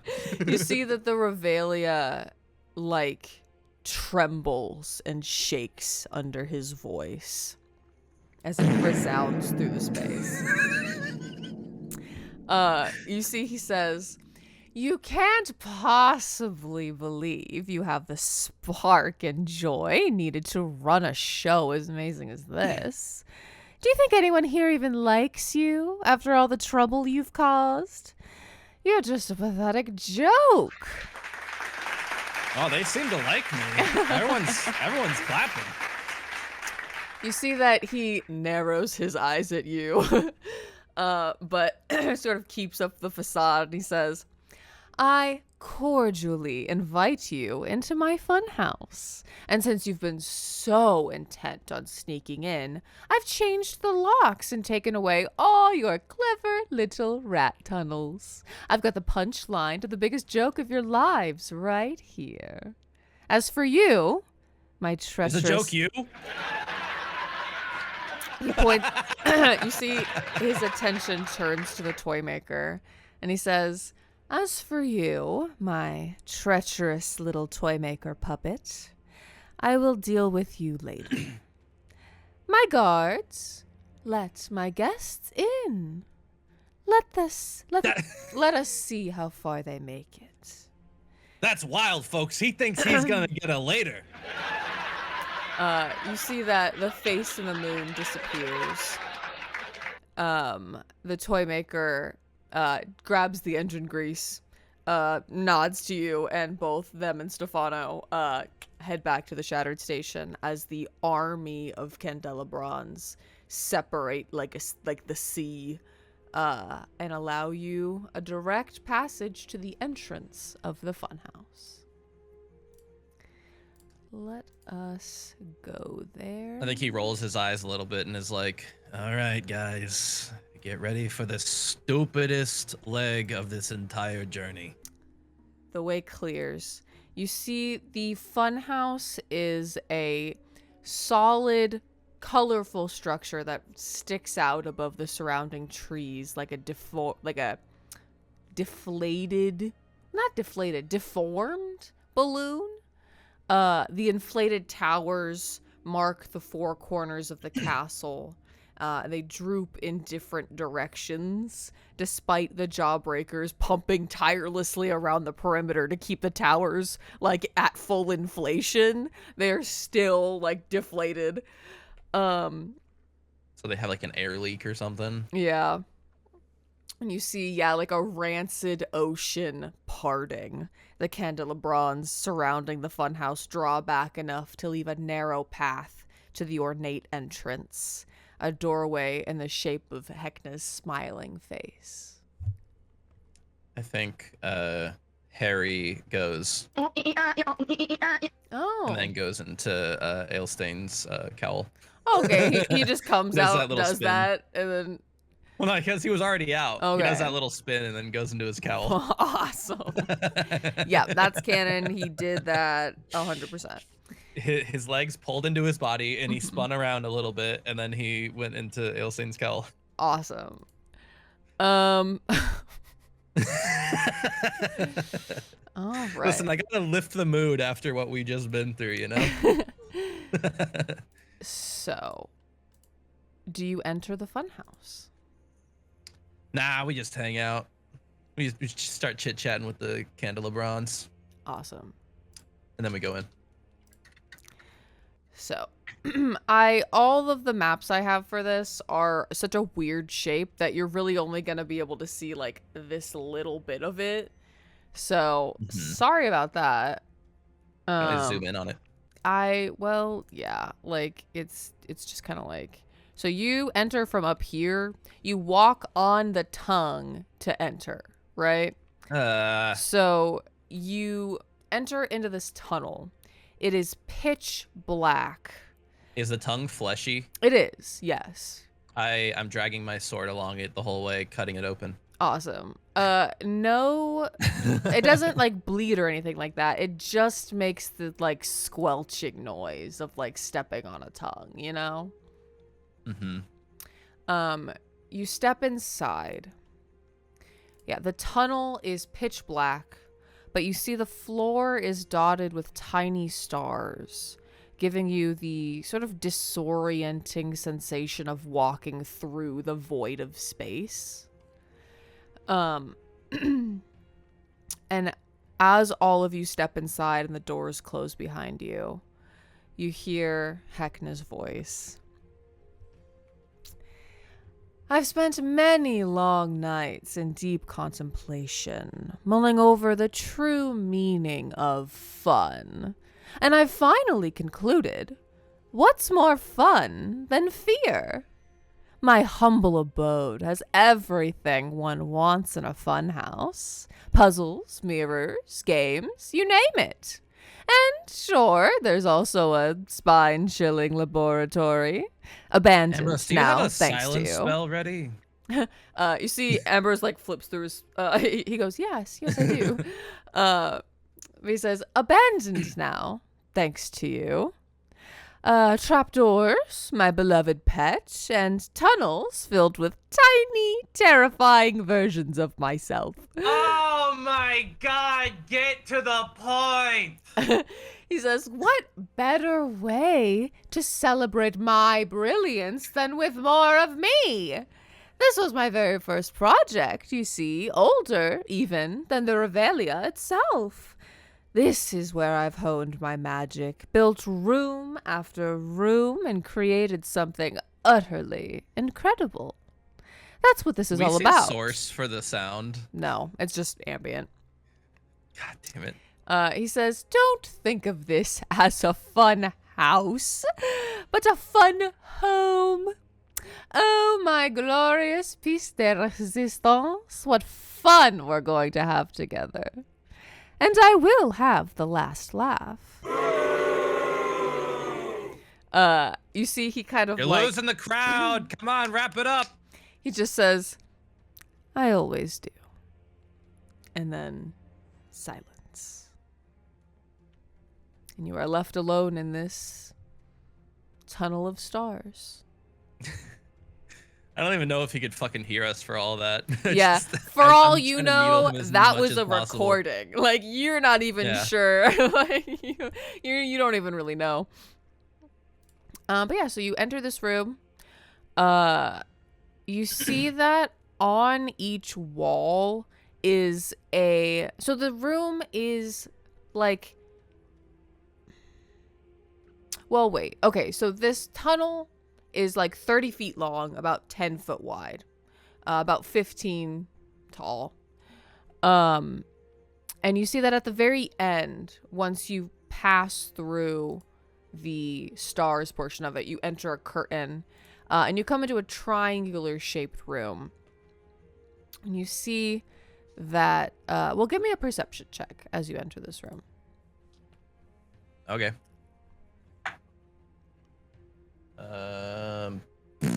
Do we all do perception checks? What did you roll? A 9.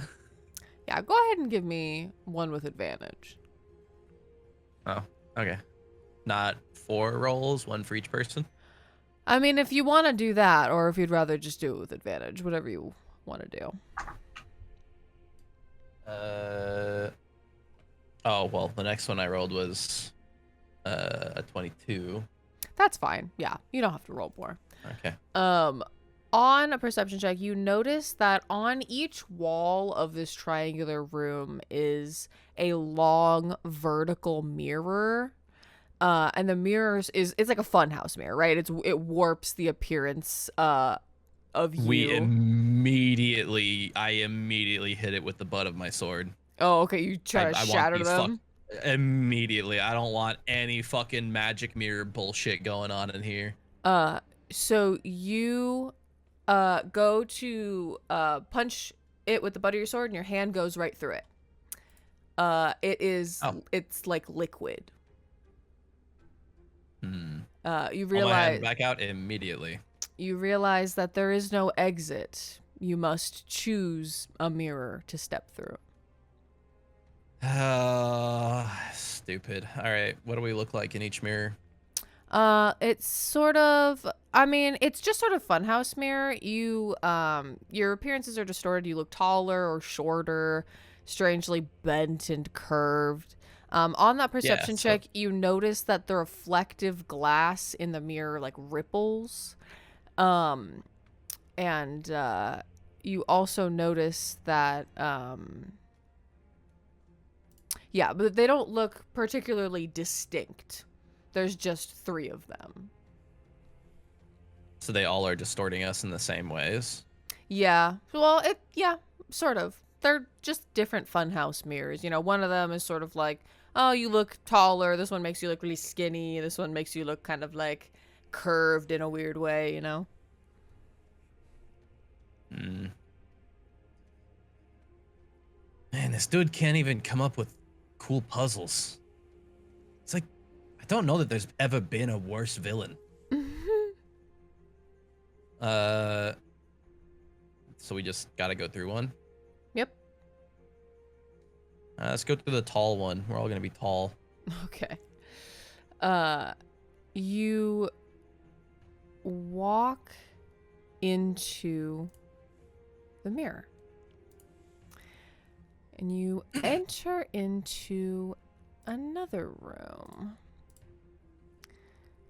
Let me just make sure this is the correct room. This one. Okay. You enter into another room full of mirrors. Oh, God. You come into a square room. I do what? Dimly lit by an unidentifiable ambient light source. All 4 walls are painted red, although the color can only be seen through the rare sliver of wall visible between the dozens of mirrors covering every square inch, including the ceiling above you. You see the mirrors come in all shapes and sizes, with a mix of simple and ornate frames. A stained red carpet lines the floor. One of the mirrors has words smeared over it in a waxy red substance. It says, "Do you even know who you are anymore?"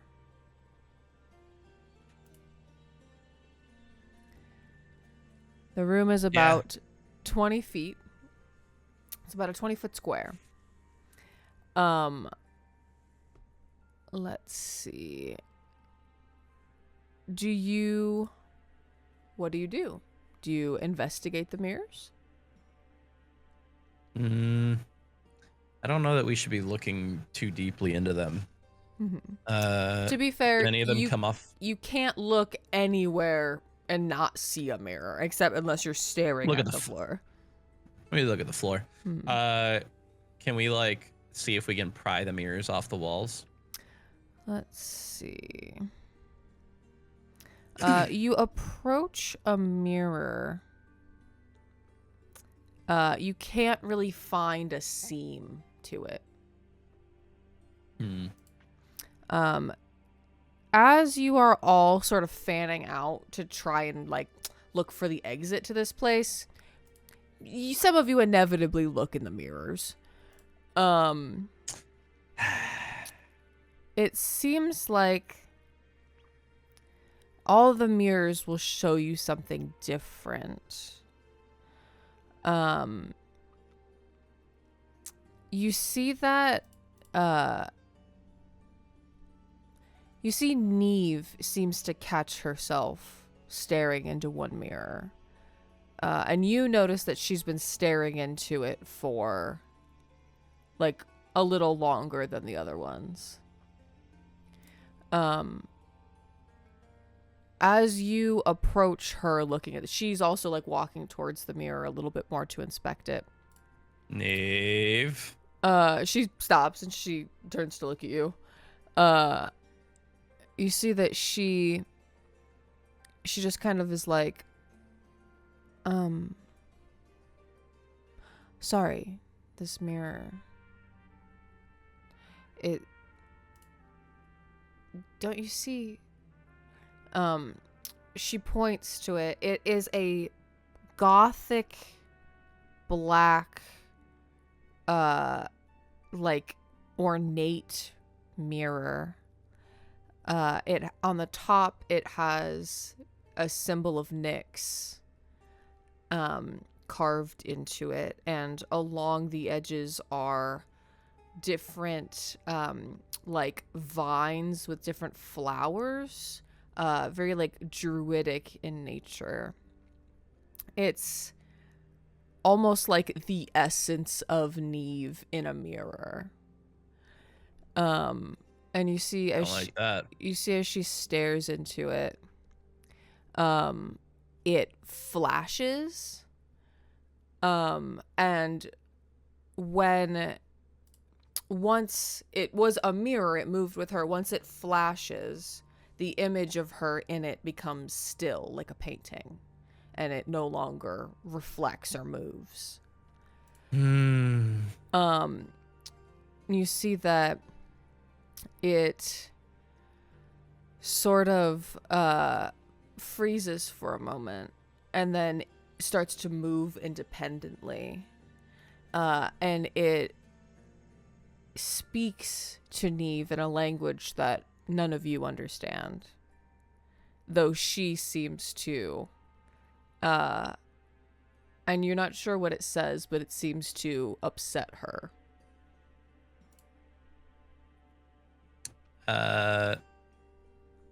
What'd it say? She says, it told me a really bad pun. All right. He breaks the mirror. Yeah. Let me see here. It is also kind of, it's not liquid, but you butt it with your sword and it does not crack. I slash it. Does not break. What? It's an unbreakable object? Mm-hmm. You see, let's see. You see, what do I have in my inventory? Across the room, I can do something about this. You see Ambrose. You see, as you're looking at one mirror, you see a light flash behind you, and you turn and you see Ambrose looking into a mirror, that has also just flashed, his reflection frozen inside. And you see in the reflection, once it starts to move, like after it is captured or whatever that flash was, the image of the person inside changes slightly. Neve does not look like how she looks to you currently. She is more regal and also more feral. She is like a twisted druid, like feral, but still very elegant and beautiful, like a true creature of the night. And you see almost, it's hard to say. You see an indiscernible look on Neve's face as she looks at this person in the mirror.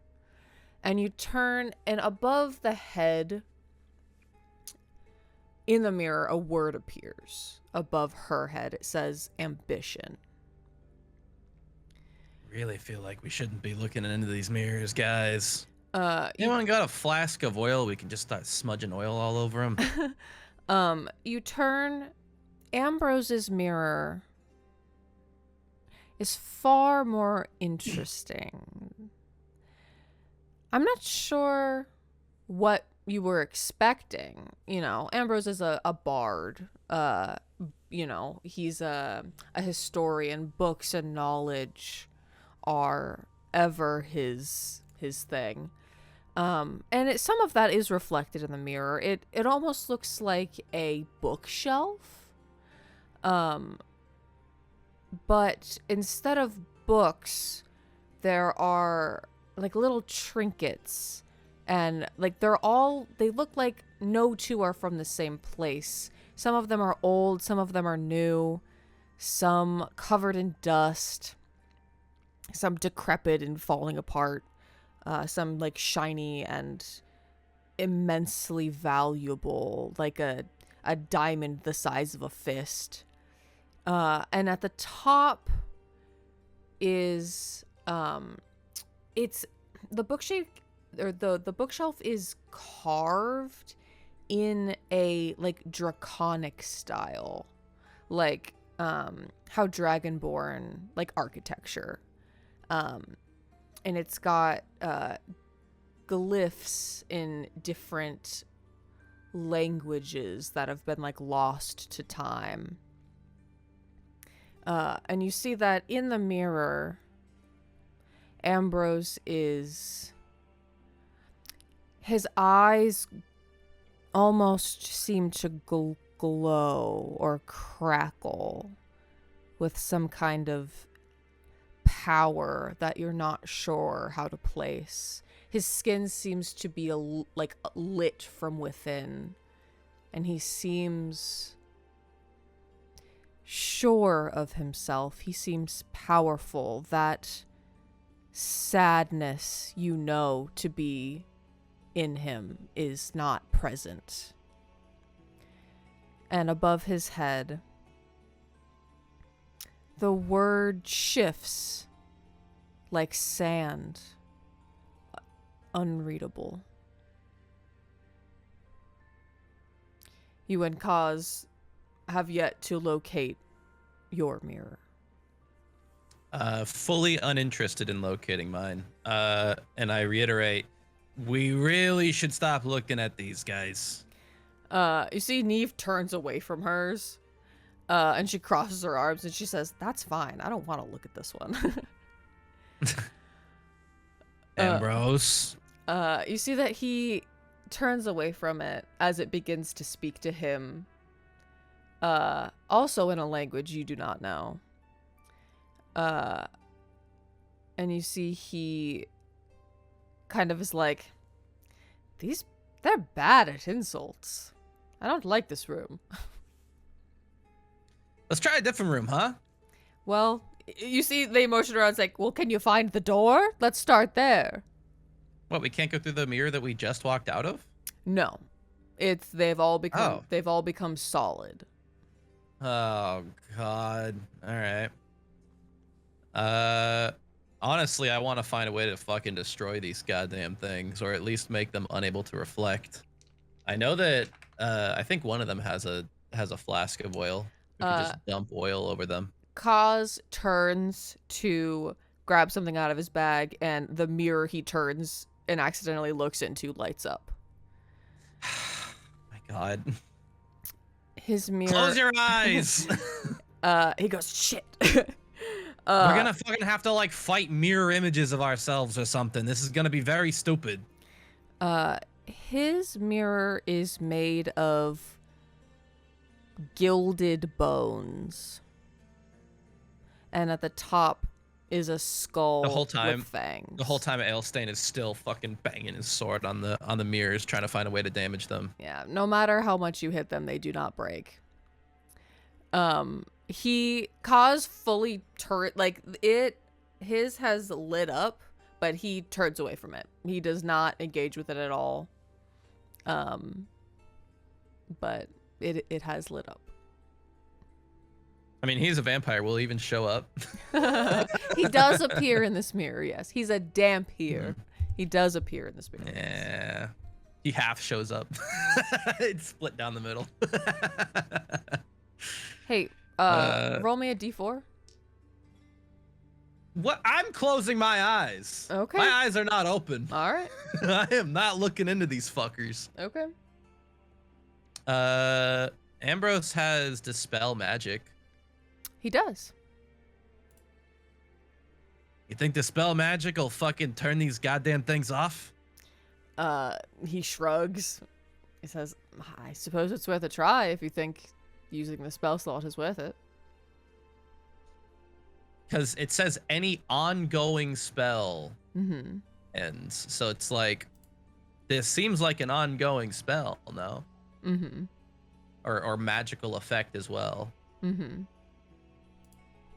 I say we try it. It's a 3rd level spell. We don't want to like use those up too quickly, but like honestly, his other 3rd level spells aren't really all that combat-y except for Fireball. Mm-hmm. So yeah, we can use one, see what happens. It's probably not gonna fucking work. It's probably gonna be like, oh, it's fucking Hector's place. You just recast the spell or whatever. All right. I feel like he shouldn't get. I feel like that should have to use up one of Hector's spell slots, though. Ambrose casts the spell, and the mirrors dissipate. A door is revealed. Thank God. The mirrors sort of shimmer and become like incorporeal as you see the door behind one of them. And as you go to approach it, you realize that you can see the faint, like, ghostly image of what mirror it was before. And as you go to approach it, you notice the outline is sun-bleached bones and crashing waves, a sun and a moon, and an endless expanse of void. And as you go to open the door, you briefly catch a glimpse of yourself sitting. Child of Eclipse. You see yourself sitting in Lowtown, standing with a group of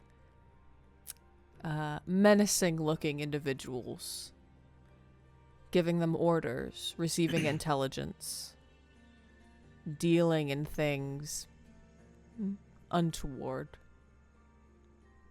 Not unlike the Queen of Rags. But you open the door. Real weird to be writing fan fiction about us, you know. You open the door and continue on. We are gonna do a poll. Poll. Will they go into another mirror room? How many mirror rooms will we do? I do regret to inform you, this entire section of the funhouse you're in is called the Hall of Mirrors. So, Oh, God. Don't say that. I do regret to inform you of this. So let's see. So that's 1, that's 2. So 1, 2. What's the poll? 3, 4. Yeah, I'm trying to figure out that right now. Okay. It's what room do you end up in next? I'll just say what room is next. Okay. And then what are the options? The options are the game room, the mirror image room. Not that one.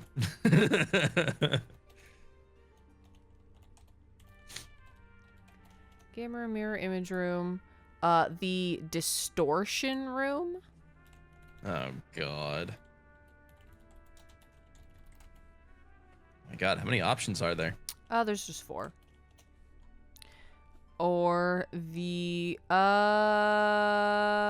The trapped room. Trapped? Like past tense? Yeah. Or like traps planted everywhere? Trapped. Trapped. Trapped. PP? Yep. All right, so 1 is game room, 2 is mirror image room, 3 is distortion room, and 4 is the PP room, the trapped room. Trapped room. All right, I've posted the poll in the chat. All right, poll is live. The PP room.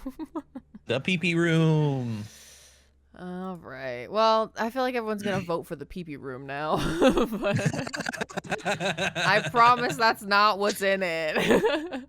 No, they'll never vote the way I would. I don't know. Someone voted for it. Or maybe the fact that I said they wouldn't do that, now they feel the need to prove me wrong. Am I reverse psychologying them right now? I don't know, man. That's the question. Or did I just reverse psychology you all because I don't want to go into the trapped room? I don't know, brother. What do you think? It looks like. Or did I reverse sorry. It looks like we might get the distortion room. I think 3 is usually what we get. I think that might be it. I'm gonna finish the poll. I'm gonna say, yeah, the distortion room. Fantastic. Thank you all for voting. Okay. Let's see. The distortion room. We're all just a little bit wiggly in here. All right. So, let me pull that up. You walk into a room with rainbow-colored walls. On each wall is a unframed full-length mirror. The corners of each mirror are chipped, and a few have scratch marks along the glass. We start scratching them more. On each one are the words, "I'm just trying to make all our dreams come true." The room is a polygon with 5 walls. Each wall is about 15 feet wide, about 20 feet high. The wall is painted in a gradient of rainbows.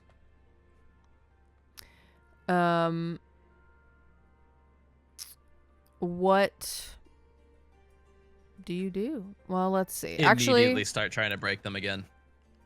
Actually, roll initiative. God damn it. You were like, I know you're going to try to break them, so I'm beating you to the punch.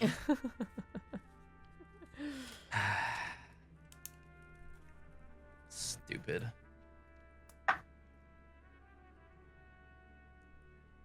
I hate when I know something's coming and I'm like, and there's nothing I can do about it.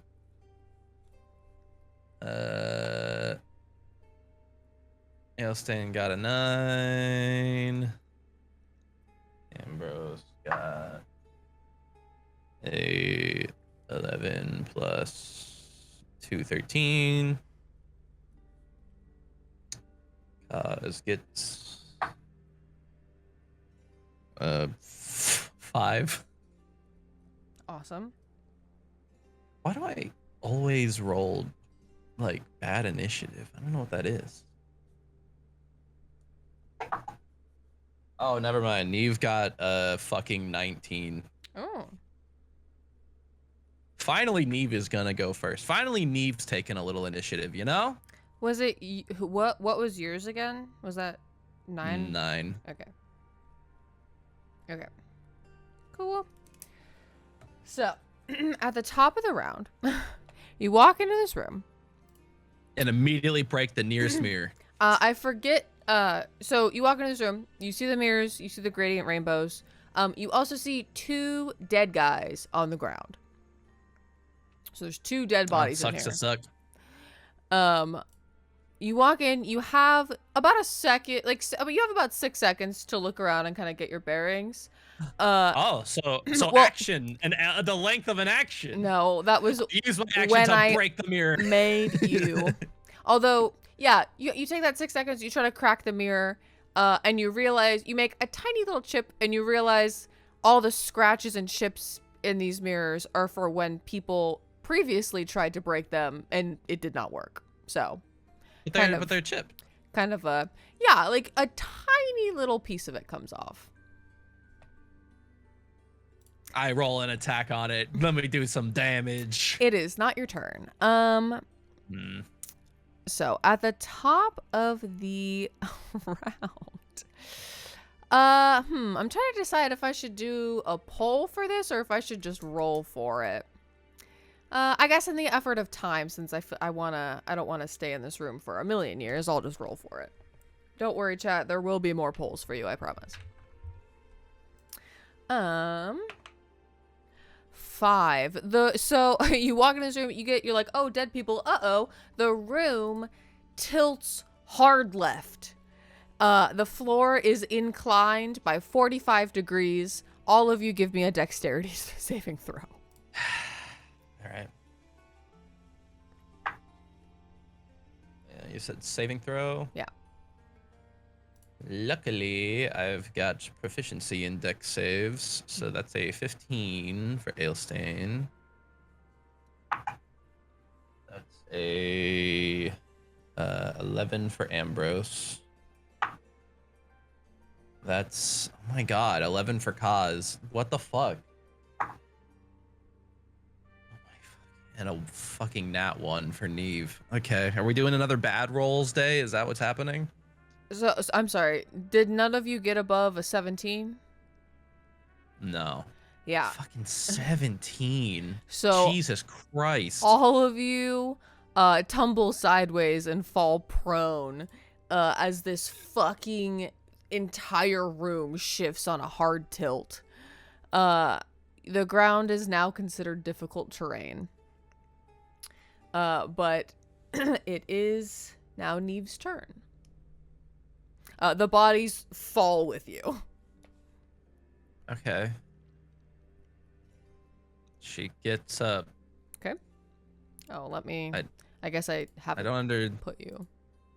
The room's Are we moving. supposed to be doing something? Is there something attacking us? There's... nothing's happening to you just yet. But the room hit a hard tilt and you don't see a door. Although you did notice when you first walked in here, the walls were glassy, and now they're matte. Okay. Or actually, sorry, reverse that. They were matte, and now they are a glass color. Glossy, you mean? Yeah. What did I say? It doesn't matter. You said glass color. Yep. Yeah. I attack a mirror. She fucking, I don't know, casts fucking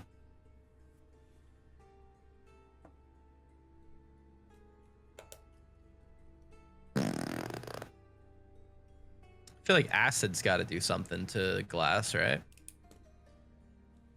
Maybe. She casts Primal Savagery and attacks one of the mirrors. Okay. It chips a tiny bit, but not much else happens. It doesn't, like, I don't even roll damage. It's an indestructible mirror. Okay. So then, I don't, what do we see anything in the mirrors? They're glassy, right? You see yourselves and the dead bodies. Okay. Is there like, what did the text say? There was text in here, right? I'm trying to make everyone's dreams come true or something. Yeah. Yeah, it says I'm just trying to make all our dreams come true.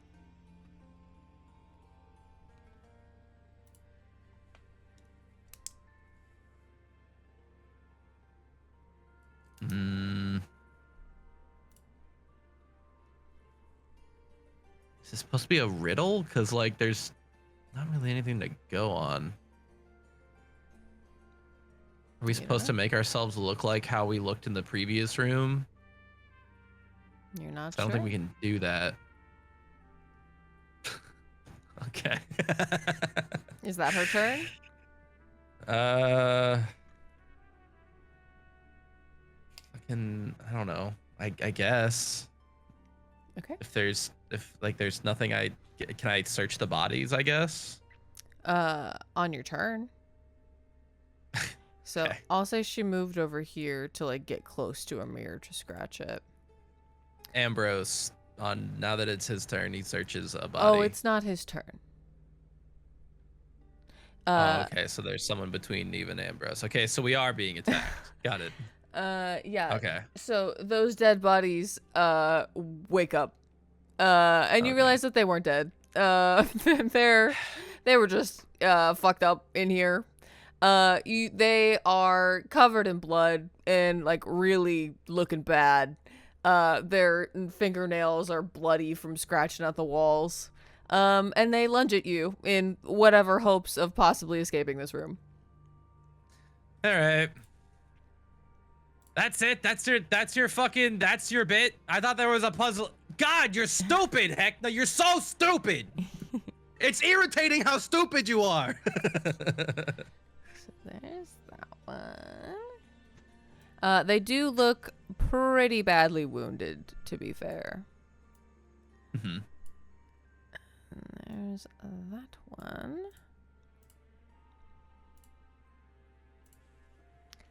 This one is job I go A. C. Save. Cool. One of them is going to attack Kaz, and one of them is going to attack you. Okay. Miss. Also miss. They both miss.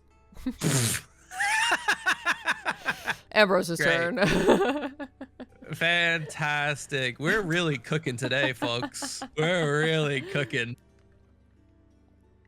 All right. All right. Ambrose, buddy, pal, fella. What do you got?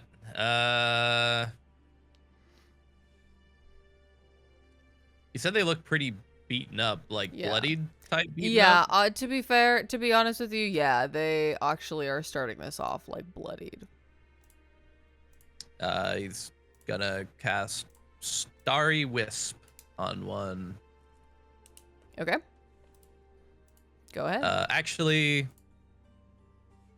no, he won't, because he'll get disadvantage on attacks. So instead, he's gonna cast Vicious Mockery instead. Okay. What save is that? Wisdom. On which one? I don't know, the one that's right in the middle. Okay. He rolled an 11, which I assume is not enough. That fails. He takes 2d6 psychic damage. Perfect. Go ahead and give that to me. That's gonna be 6 damage, and Ambrose has to say something insulting. Okay. He says, "You reek." And the guy goes, "Aw." We'll workshop it.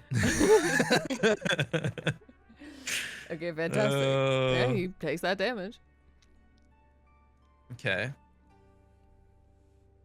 What He now? unfortunately does not have bonus actions. So Well, he has his that's bardics his- and such. he does, but I don't think we're gonna need fucking Bardic for this. These dudes are already a mess. Mm-hmm. Does that mean it's Ailstain's turn? It is Ailstain's turn now, yes. Since they both fucking missed. I guess I'm gonna freaking hang on, how long? I need to check on something.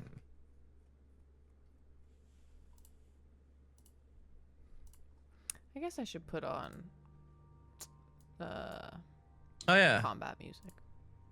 This'll last until a short or long rest. So yeah, there's no reason not to activate my Crimson Right. I activate my Crimson Right. I take a little bit of damage. Okay, great.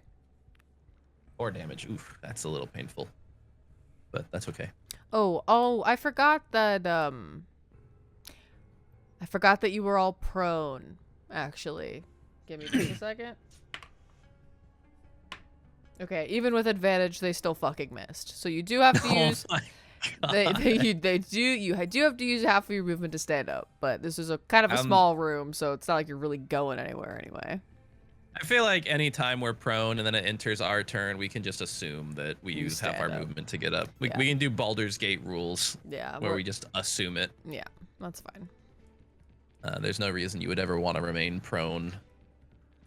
Or at least there's very few reasons. I guess I'm gonna fucking swing 2 attacks on these chuckle fucks. Go ahead.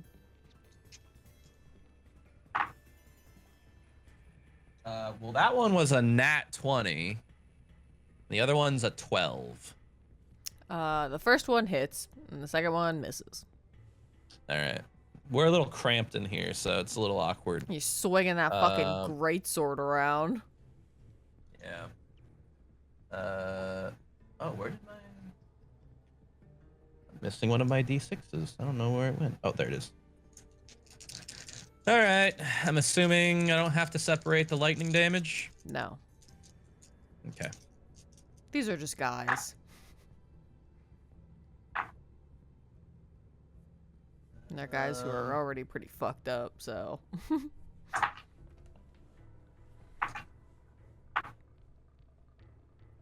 think that one was better. So that's 15 plus 3, 18 damage total on Jawbreaker. Actually, no, 18 times 2 because it was a crit. So 36. You obliterate him. He crumbles to the ground, so he's actually dead this time. He's dead for real now. Fantastic. Love it.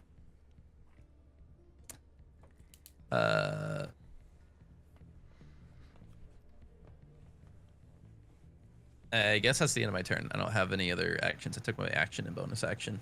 Okay, it is Kaz's turn. Oh, because although now that my right is active, he just Are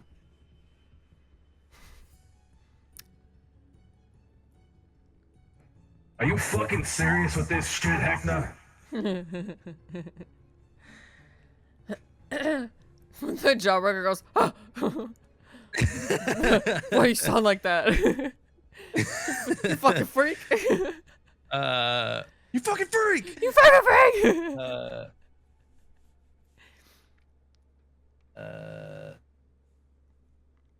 Actually, no, okay, no, not Ice to the Grave. So it's Kaz, right? Kaz is next up. Yes.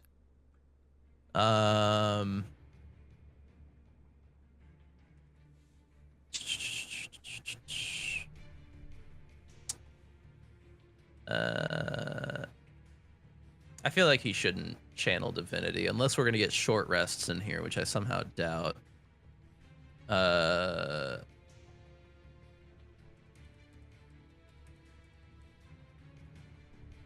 Because he could do destroy undead, but I don't know that that's worth using a channel divinity. You don't. You're not sure that they're actually undead. You think that they were pretending to be dead. Well, in that case, he's gonna fucking toll the dead. Okay. Give me that wisdom save. 4. All right. Great. I'm rolling awesome, you guys. Gonna blow your mind on this one. That does not succeed. Damn. Oh wait, no, these are not D8. It's D12 because they're already damaged. Oh, you're so right.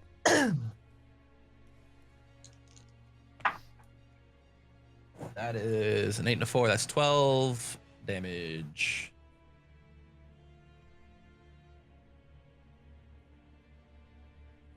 All right. He looks even more fucked up now.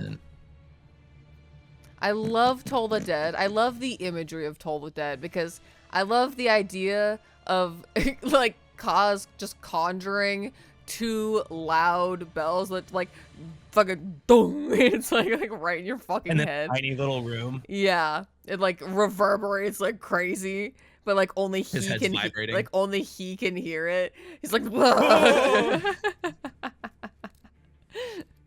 Yeah, he just heard Ailstein's spooky voice Yeah. and then got a bell in his head. yeah. It's literally the I'm out of my element here. it's literally the Taco Bell like dong. Bang. He went, oh, and then he heard that he went, ah! Yeah. I mean, that's his turn. He doesn't have any bonus actions he can take here. All right, back to top of the order. What's it gonna be? What's it gonna be? gonna be 3. Eve. Horizontal flip. The room quickly turns 180 degrees on its horizontal axis. The movement is abrupt and creatures must make a strength saving throw to remain upright. Strength, Yeah. not dexterity. Nope. What does strength have to do with that? To remain upright, on a failure you are knocked prone and take bludgeoning damage. But why strength? If it's flipping and we're trying to land on our feet. Strength saving throw. I don't know. That's what it says. I didn't make the rules. All right. I don't understand the logic they're using in this module, dude. Well, Ailstein got a 15. Okay. Ambrose got a 1. Well, he got a 1 plus. Oh, he got a 0.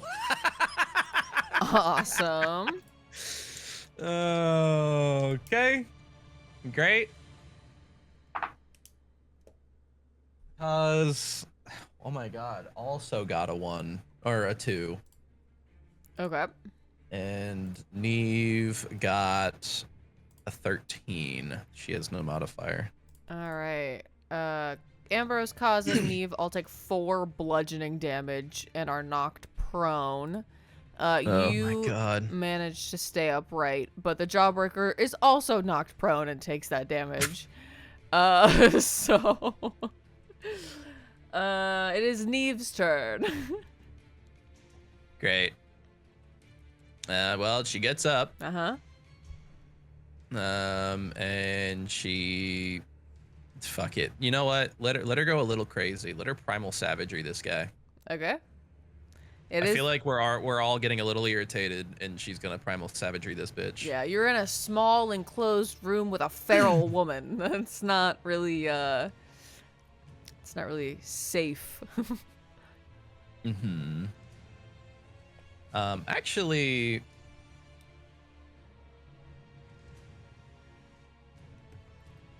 she could do the shillelagh cantrip, and then I think 2-weapon fighting applies even when using shillelagh. No, I'm pretty sure. You have So she'd be able to use that. You have to use your main attack. Yeah. So you Because shillelagh is a bonus action.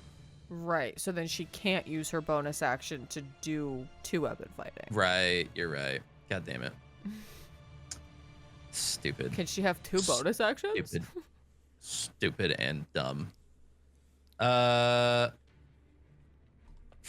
I don't know. Yeah, primal savagery. Just attack him. I'm like trying to find reasons for her to use like her cool quarterstaff and sickle, but it just doesn't make sense for her.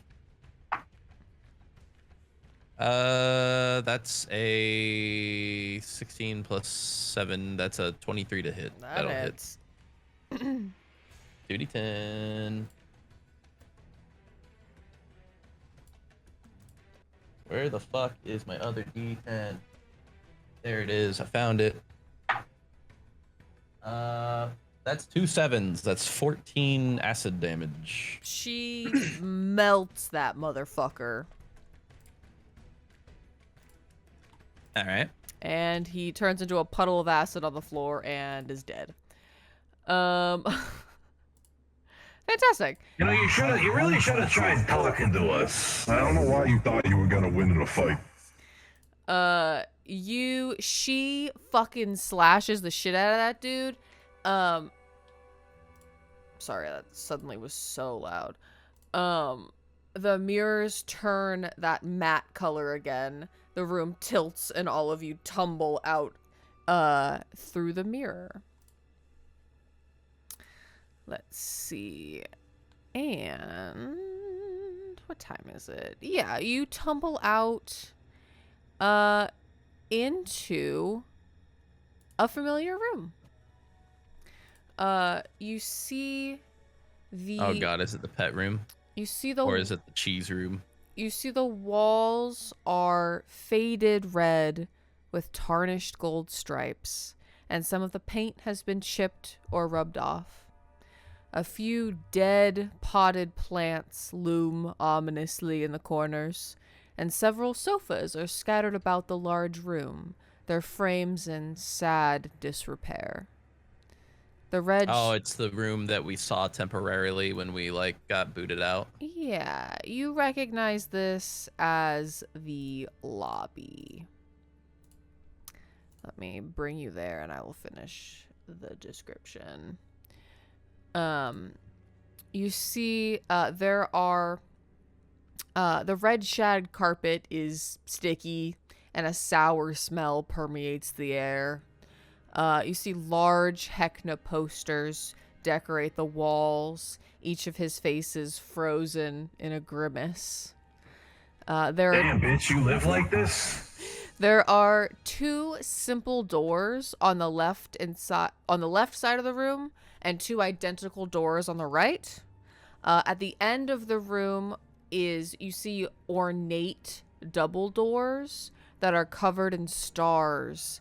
And they seem to be in much better condition than anything else in this room. Chaotic, discordant music pumps through hidden speakers in the ceilings, and every few seconds the music stops to instead emit a creepy, like, clown cackle before resuming. The walls are a mess. There's candy and just debris fucking everywhere. And you see a broken Hecna's handy helper is lodged halfway under the coffee table and beeping just a kind of sad, like, alert that it's stuck. It's like when your Roomba gets stuck somewhere and it just, like, sings that sad little song. Mm-hmm. Do they do that? I don't have a Roomba. Yeah, I know that when they get stuck somewhere, like, they can send you an alert that they're, like, stuck. I'm stuck. But yes, you find yourself in the lobby. It is currently empty. But yeah, you're not sure if this is any place to rest. There's no one around now, but you've also just rested, so you're not really sure. I feel like I hate to break this to you, but the music playing creepily and then, like, cutting to, like, do clown laughter and then play some more. I hate to be this guy, but it does give massive Gamzee Makara vibes. I hate to break it to you all, but it seems that Hecna is basically Gamzee Makara at this point. I wish you hadn't said that, actually. Hey, look at me. Hey, don't talk about Homestuck in my fucking campaign, please. I forbid you from doing that. Hate to break it to you, but that is the vibes they gave Hecna. I absolutely forbid you from doing that. Thank you. He's so much. angsty and crazy. I love him. He's so cool, guys. Okay, so you exited through some doors that have closed behind you. So you are, I guess I'll place you down just so you can but you know that the layout of this place can change, so you're not entirely certain if it matters where you came from versus where you go next. I'm certain it doesn't. You do see those ornate double doors at the end of the hallway. But besides that, the other doors in this place all look the same. I pee on one of the couches. Okay. No, I don't actually. You pee next to an already piss-stained couch. Like, Oh my, they're piss stained? That's crazy. so. No, like for real, you live like this, bitch? Ew. Yeah, this place is a mess. Vile, dude. He lives. And smile. He lives like a heterosexual man, like a heterosexual man in his first apartment or something. Yeah, mattress on the floor. Yeah. Yeah.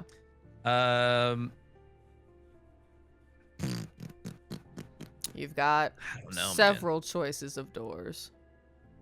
I mean, we're not gonna do the ornate door. We're gonna do one of the other doors because he clearly wants us to go through that one. Mm.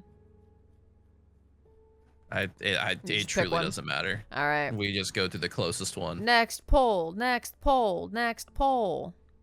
Let's see. So there's 1, 2, 3, 4, 5, 6 rooms to choose from.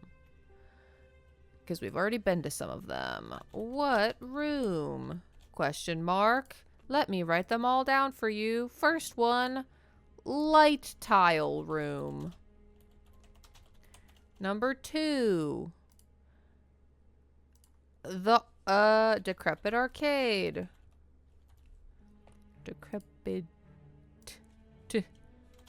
arcade. Did I spell that right? DECREPIT? Yep. Decrepit. Decrepit. Number 3. It looks like it's not spelled right. I also literally just had that. I had to spell it out in my head because I was like, that can't be right. Number 3, room of magic tricks. Room 4, cheese room. No, we've already been to the cheese room. Number 4, music room. Number 5 is Hall of Masks.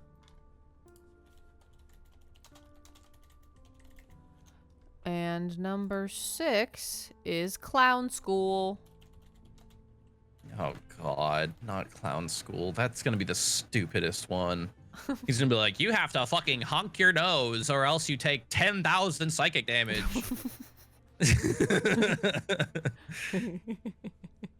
Nat 20 in the cheese room. I'll never forget that. Yeah. I knew everything about all of the cheese. Yep.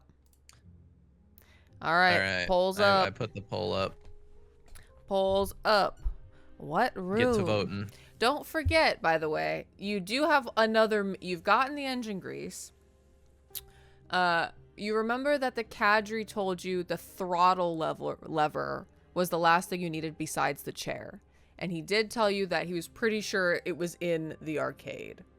But so regardless of where you end up now, you will eventually need to get to the arcade to find that.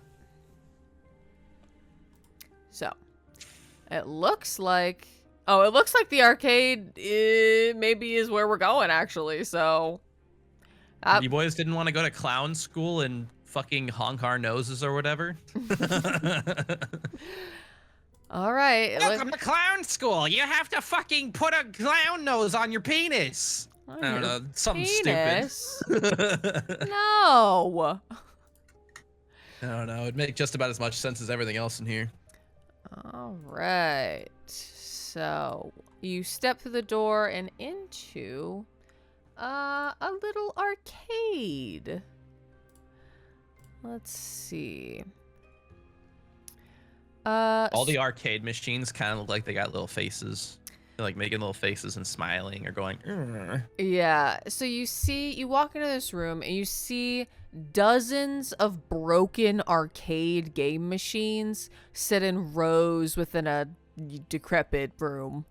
You see 5 people bedecked in neon-colored clothing are clustered around the different machines, sort of yelling at each other and like smacking the game. And they're all like playing something. Even though none of the machines are working or turned on. So they're like pretending to play. And you see, however, there is one game that is working. The largest in the room in the corner hums very softly with electricity. The walls in this room are lined with posters depicting Hector's face. There's spilled drinks and candy and popcorn all over the fucking floor. And you see the one game that is working, above it in bright red letters says, Loot Champion. Oh my god, it's Guitar Hero.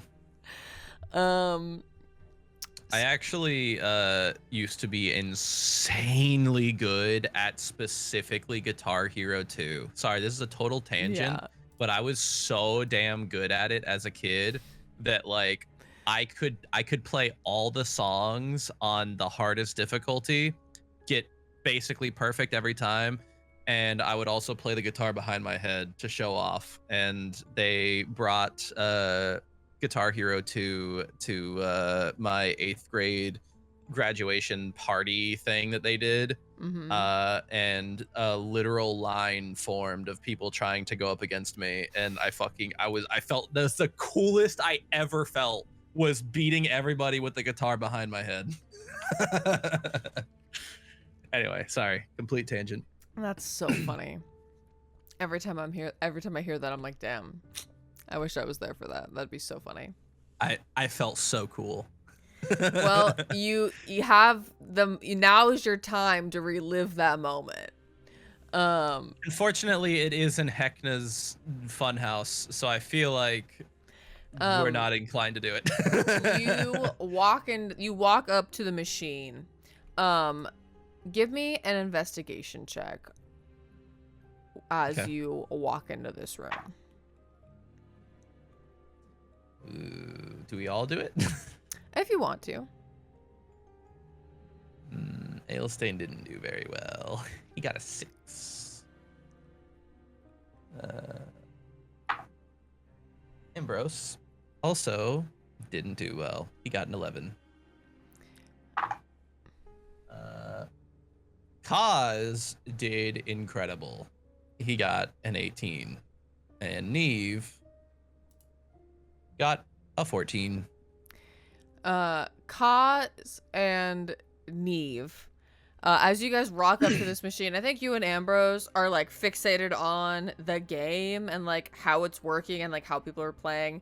And you see Kaz and Neve both peer around the side and go, there's a guy in there on a wheel like a hamster making this thing run. What? You see that, like, because you notice there's no... Oh my god, is it Scooter? There's no other, like, power to the other machines. So you guys, like, come around the side of it and see that, like, it's, so there's, like, squeaking coming from inside the main, like, console. And a small section of glass shows a guy panting and running on a treadmill, generating the power to keep the game working. Is it Scooter? It's not. It's just some guy. Damn. Is it like a really short guy? Is it like the gnome or something? Like, how is he? No, well, it's like a treadmill. Or is not it like a big hamster wheel? Yeah. Oh. So you see, one of the guys who is playing the game rocks up to you. He goes, "What's up? My name is Feetloaf. You want to play?" Feetloaf? Mm-hmm. Yeah. That's me. I tripped the guy running on the thing. He's in the console. You can't get to him. I break the glass. You can't break it. How many times do you have to try to break something before? I don't know how to tell you. Most of the shit in this fucking funhouse is indestructible. This funhouse is the least fun house of all time. Boo. You do see in the like peering into it, you see a loot, and there is a large or no, I'm sorry, not inside of it, outside of it. You see that there is someone, he picks up a loot, and there's a large lever that looks like it has been soldered on, like it wasn't originally part of this machine. And you see on the side of the lever says train activation. So it's the throttle. Yeah, and Can we not remove it? no, it's like, well, you could, but there's people playing this game. And they're all like pulling the lever to get the game to work, and then they're all like playing their little loots. How many of them are there? There's 5 of them. So Feetloaf is like, you want to play, or what?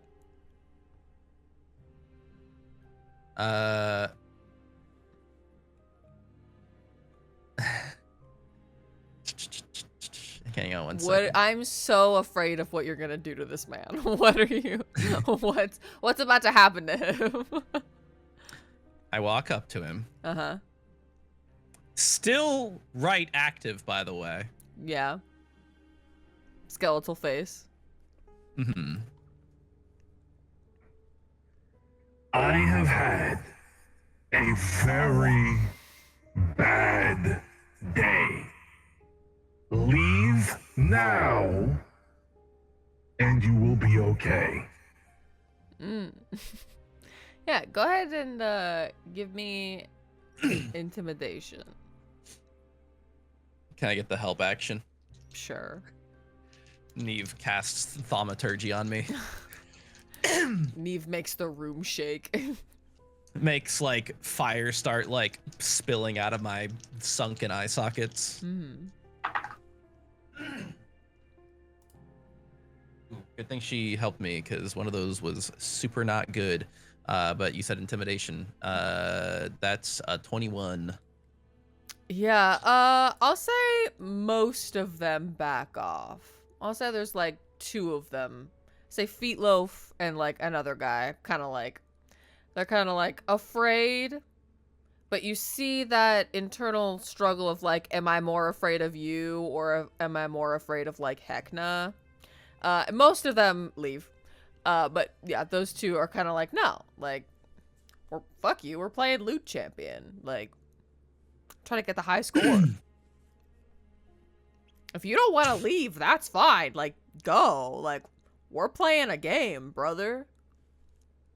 Mm-hmm. Mm-hmm. They're like, so no head, so no game.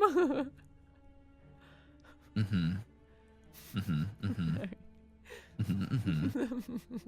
Mm-hmm. Yes. Mm-hmm. Are we rolling for initiative? Are you gonna jerk each other off? Like, what's going on? Hang on. I'm thinking. Okay, great.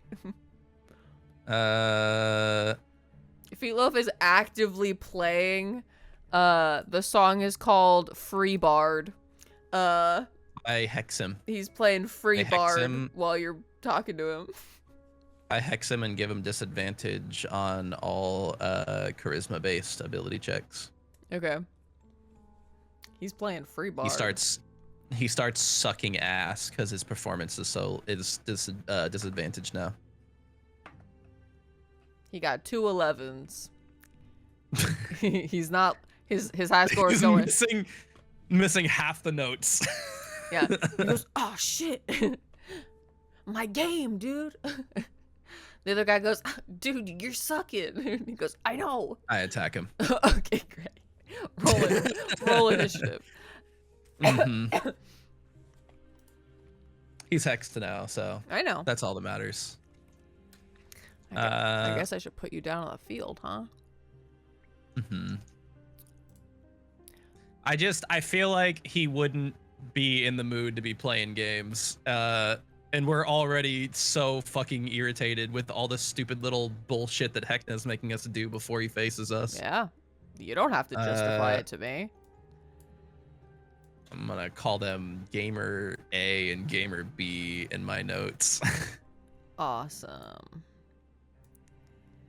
I'm killing some gamers today. I am simply here to facilitate what happens. Alright. Ambrose was like over here. Ambrose was not. I got 14 initiative. Alright. Well, you hold on to that, because I'm doing other shit right now. Jesus Christ.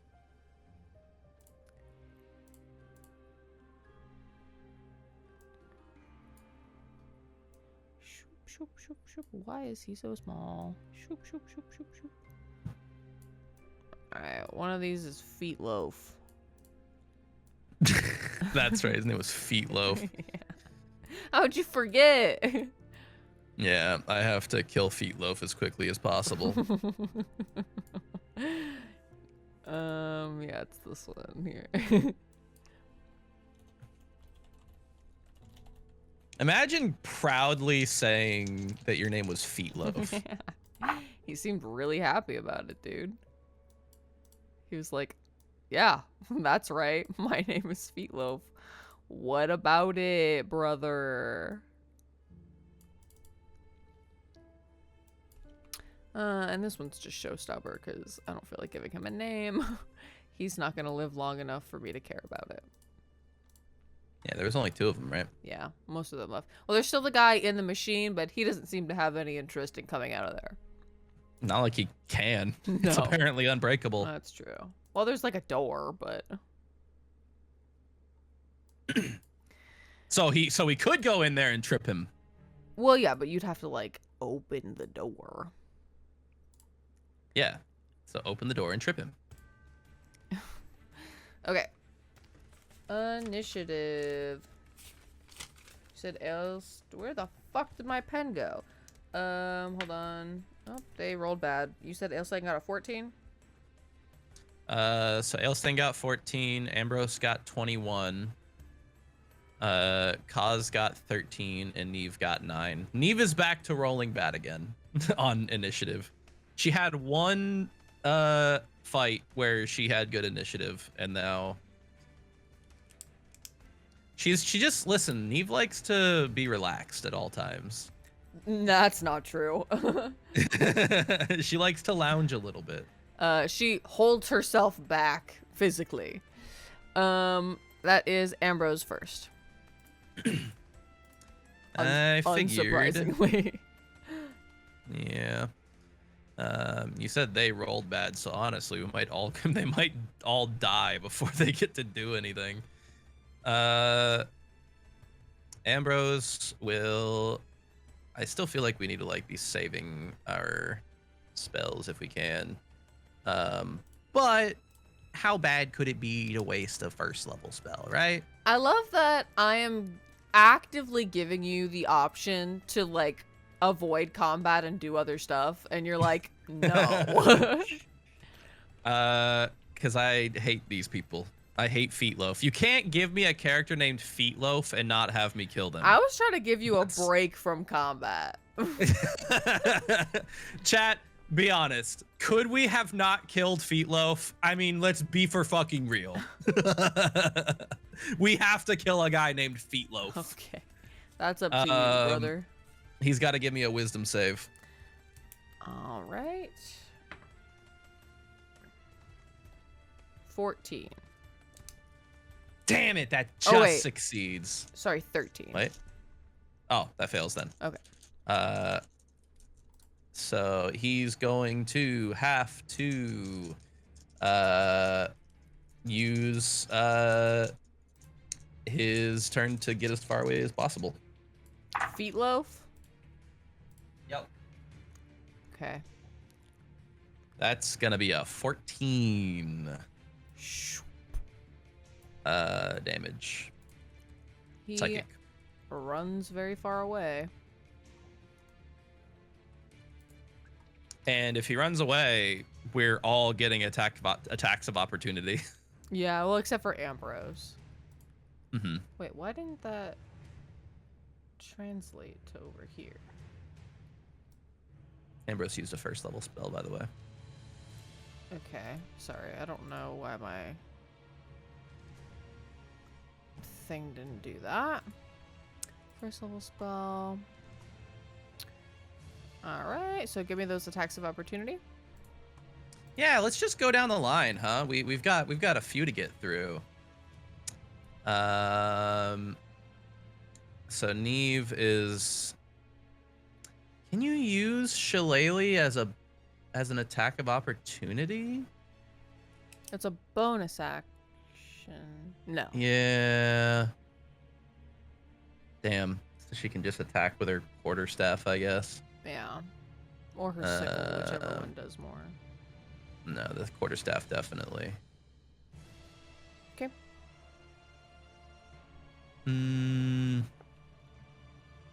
Oh fuck! But she's also wielding the sickle. God damn it! So it's gonna only be a D6. Boo. Yeah. But that does hit. That's a dirty 20 to hit. That for sure hits. Oh, and it does 6 bludgeoning damage, max damage. Damn. She thwacks him in the back of the head. Kaz will also swing on him with his mace. Okay. That's gonna be a 15 to hit. That hits. All right. Minimal damage, 2 bludgeoning damage. Okay.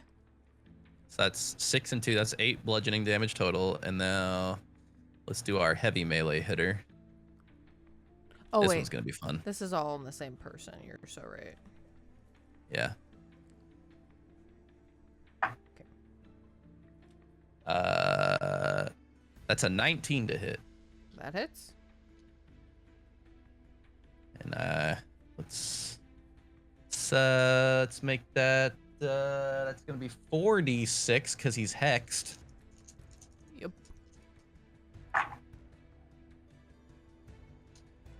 It's gonna be, is the have resistance to necrotic or lightning damage?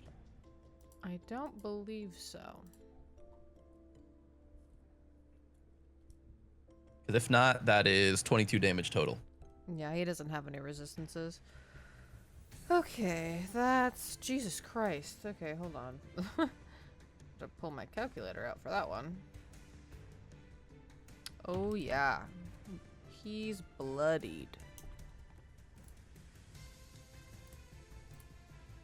As we all beat the shit out of him as he's running away in a panic, Ailstein turns to the other showstopper and says, There's still time. You can run. Roll me another, intimidation.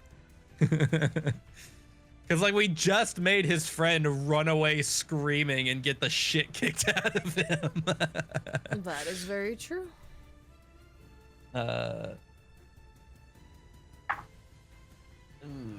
13. Actually, can I get the help action? Well, I guess we're in No, combat. You're in combat. Yeah, you know what? He takes stock of his situation and decides that he chooses life. So he runs away. Okay. Now, he is in combat. Mm-hmm. So if you want to attack him as he runs away, you can. We already used our attacks of opportunity. Oh, you're so right. Okay. All right. Well, that was Ambrose's turn. Now it's your turn. That was all. That was all just one. Yeah. So Ailstein walks up to him as he's running away in a panic, and swings twice on him. Awesome. Go ahead. Feetloaf? Sorry, can't let you leave with a name like that. Awesome. One is a dirty 20, the other is a 10 to hit. First one hits. Second one does not. Okay. That's all right. One's all I need. I get to roll damage twice here. Nice. And pick the highest amount. Yeah. Yes, sir. Ooh, that's pretty good. This poor dude. Ooh. All right. All he wanted was to play loot champion. He was playing free bard. He was gonna get the high score. I told him he could leave. He was playing his game, The first one was highest. That's 23 damage total. He's dead. You kill him. you obliterate feet. You obliterate Feetloaf. He's gone. Cut his feet off. I slash and cut both his feet off. All right. Feetloaf is now feetless. Yeah, we exit initiative. I go back and look at the game to see if it's any fun. It is top of the hour, so we do have to run ads. Oh, you're right. All right, we'll be right back after 3 minutes, boys. If you're subscribed, you won't see any ads. If you are not, you will see 3 minutes of ads, but don't worry, no content behind the ads. See you in 3 minutes. You're just gonna go back to the game. Like, I imagine you go back, you kill this guy, you cut off his feet. Yes. You play loot champion, you play freebard, you beat his high score, and then you rip the throttle lever off this fucking thing. You break the game so that nobody else can play it ever again. Yeah. This poor dude's trapped inside it for the rest of his life, and then you leave and you don't ever go back. It's important to say we don't break the machine because it's not breakable, but I do break the loot so that no one can play it ever again, and then the high score is stuck. Yeah. And you definitely, it's like you put, your name is like, since it can only be 3 letters, it's for sure just ass. Like. Oh my god. Or like cum. Like. Fuck. F-U-K. Fuck. Okay, so Elston's gonna get the high score at Loot Champion. Just so he can fucking defeat Feetloaf in every aspect imaginable. He comes back to the machine. Can I look it over and see if it actually looks any fun? It's actually, does it look like a good game? It's actually like a whole like thing like to play this game. So it's a lot of like running checks and doing shit. So if you want to play, we can, but otherwise. How long would it take? Probably a little while. But I'm not playing against anyone. That's true. You're just doing it yourself. Yeah. It's just to see how good you can get. Yeah, well, because it's supposed to be, it's like a contest game. So I guess I'll just say you can play like solo, and I'll make you roll and see like what, like how high a score you can get. I'll sign in the other character and I'll have it put the name Feetloaf, and then I'll just set it down like he fucking sucked so bad he didn't hit a single note. Good. All right. Yeah. Go ahead. Yeah, let's see. Yeah, I mean, if I don't even know what I would do. Performance check. So it depends on the song that you play, the check that you have to make. Do you want to play free bar? There's I want to play whatever one he was playing. free bard. Just to fuck with him more. So the only thing about this is it is a magic game where like it puts spells on you if you don't succeed like saving throws and shit. Oh, fuck that. Yeah. I break the loot. Okay, great. Fantastic. Yeah, you break it. Yeah, free bard puts you to sleep if you don't succeed a charisma save. So I break the loot over the machine and stab it into fucking Feetloaf's back.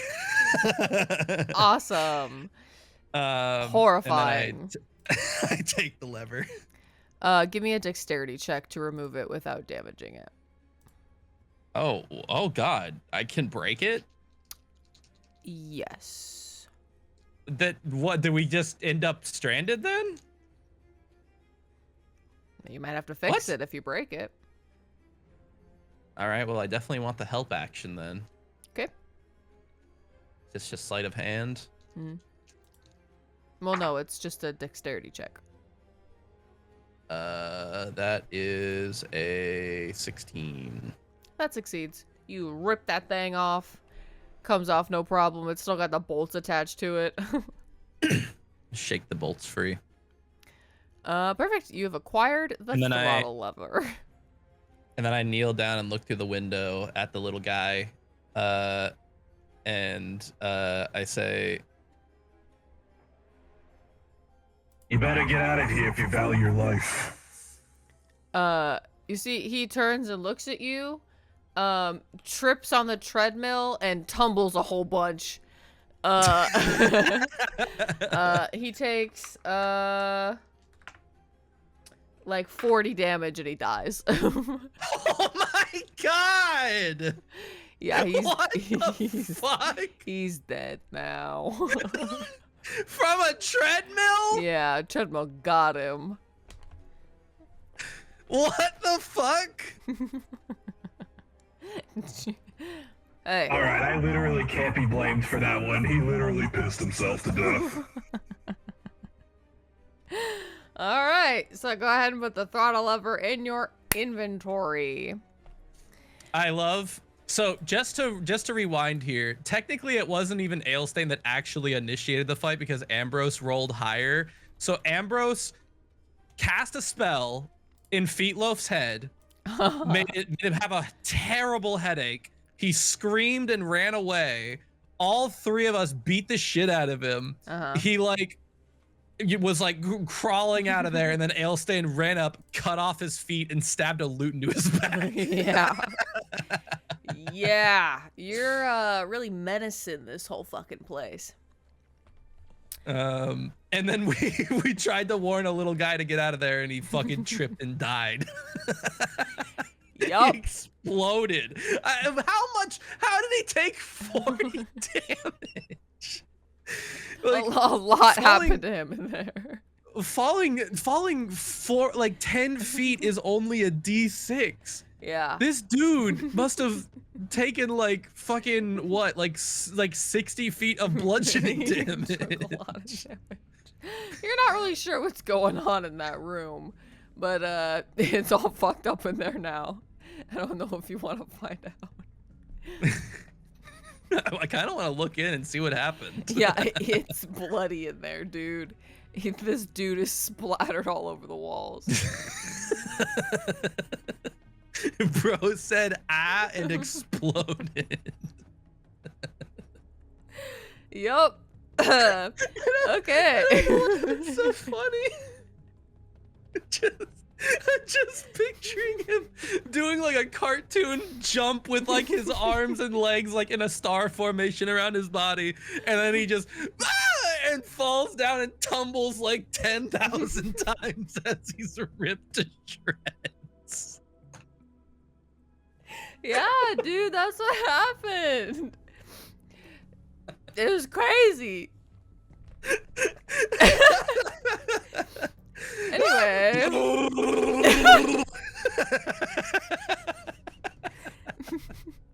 Yeah. Oh my god. Oh, you know what? He probably deserved it. Aren't you glad you didn't go in there? That could have happened. That could have been you. That could have happened to you. He was a man. He probably did something to deserve it. You're so right. Yes. Slay King. Okay. Poll. Last Holy poll. shit. Last poll of the episode. I'm just gonna reuse the same poll, but we're taking the Decrepit Arcade out.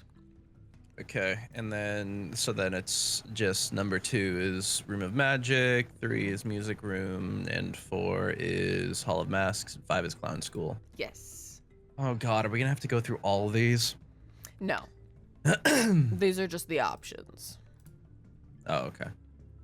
So it's Yeah. all about what you boys want to see. Yes. Immediately Clown School. No. No. Clown Not School. Clown Clown School. Clown I'm just gonna kill a clown. That's what's gonna happen. I'm gonna kill a clown is what you're gonna see. Oh. Clown school. Clown school.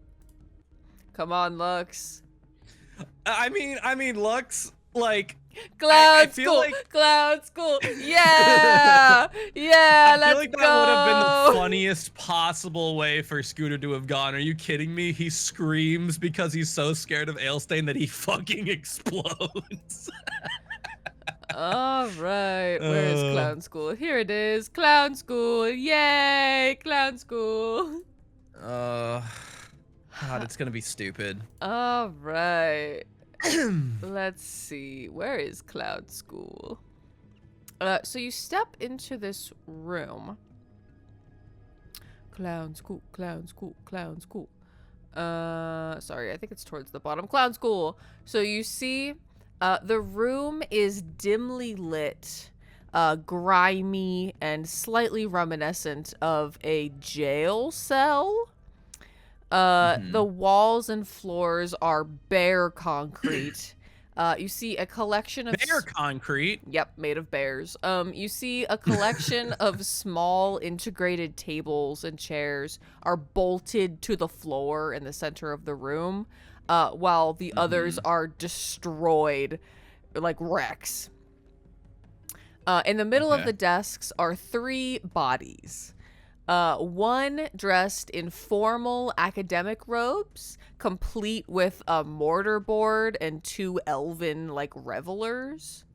You see 2 feral thralls are hunched over the bodies, still attached to their desks by chains, but only barely, as the links have stretched almost to the point of breaking. You see 3 dead feral thralls lay slumped over their desks, and 7 more with, like, horrific grins on their faces sit limply at desks as they're still bound by their heavy chains. So they're all chained to their desks? Yeah. And so 2 of them are at the ends of their chains eating a body that's in a scholarly outfit? No, there's yes. Yeah.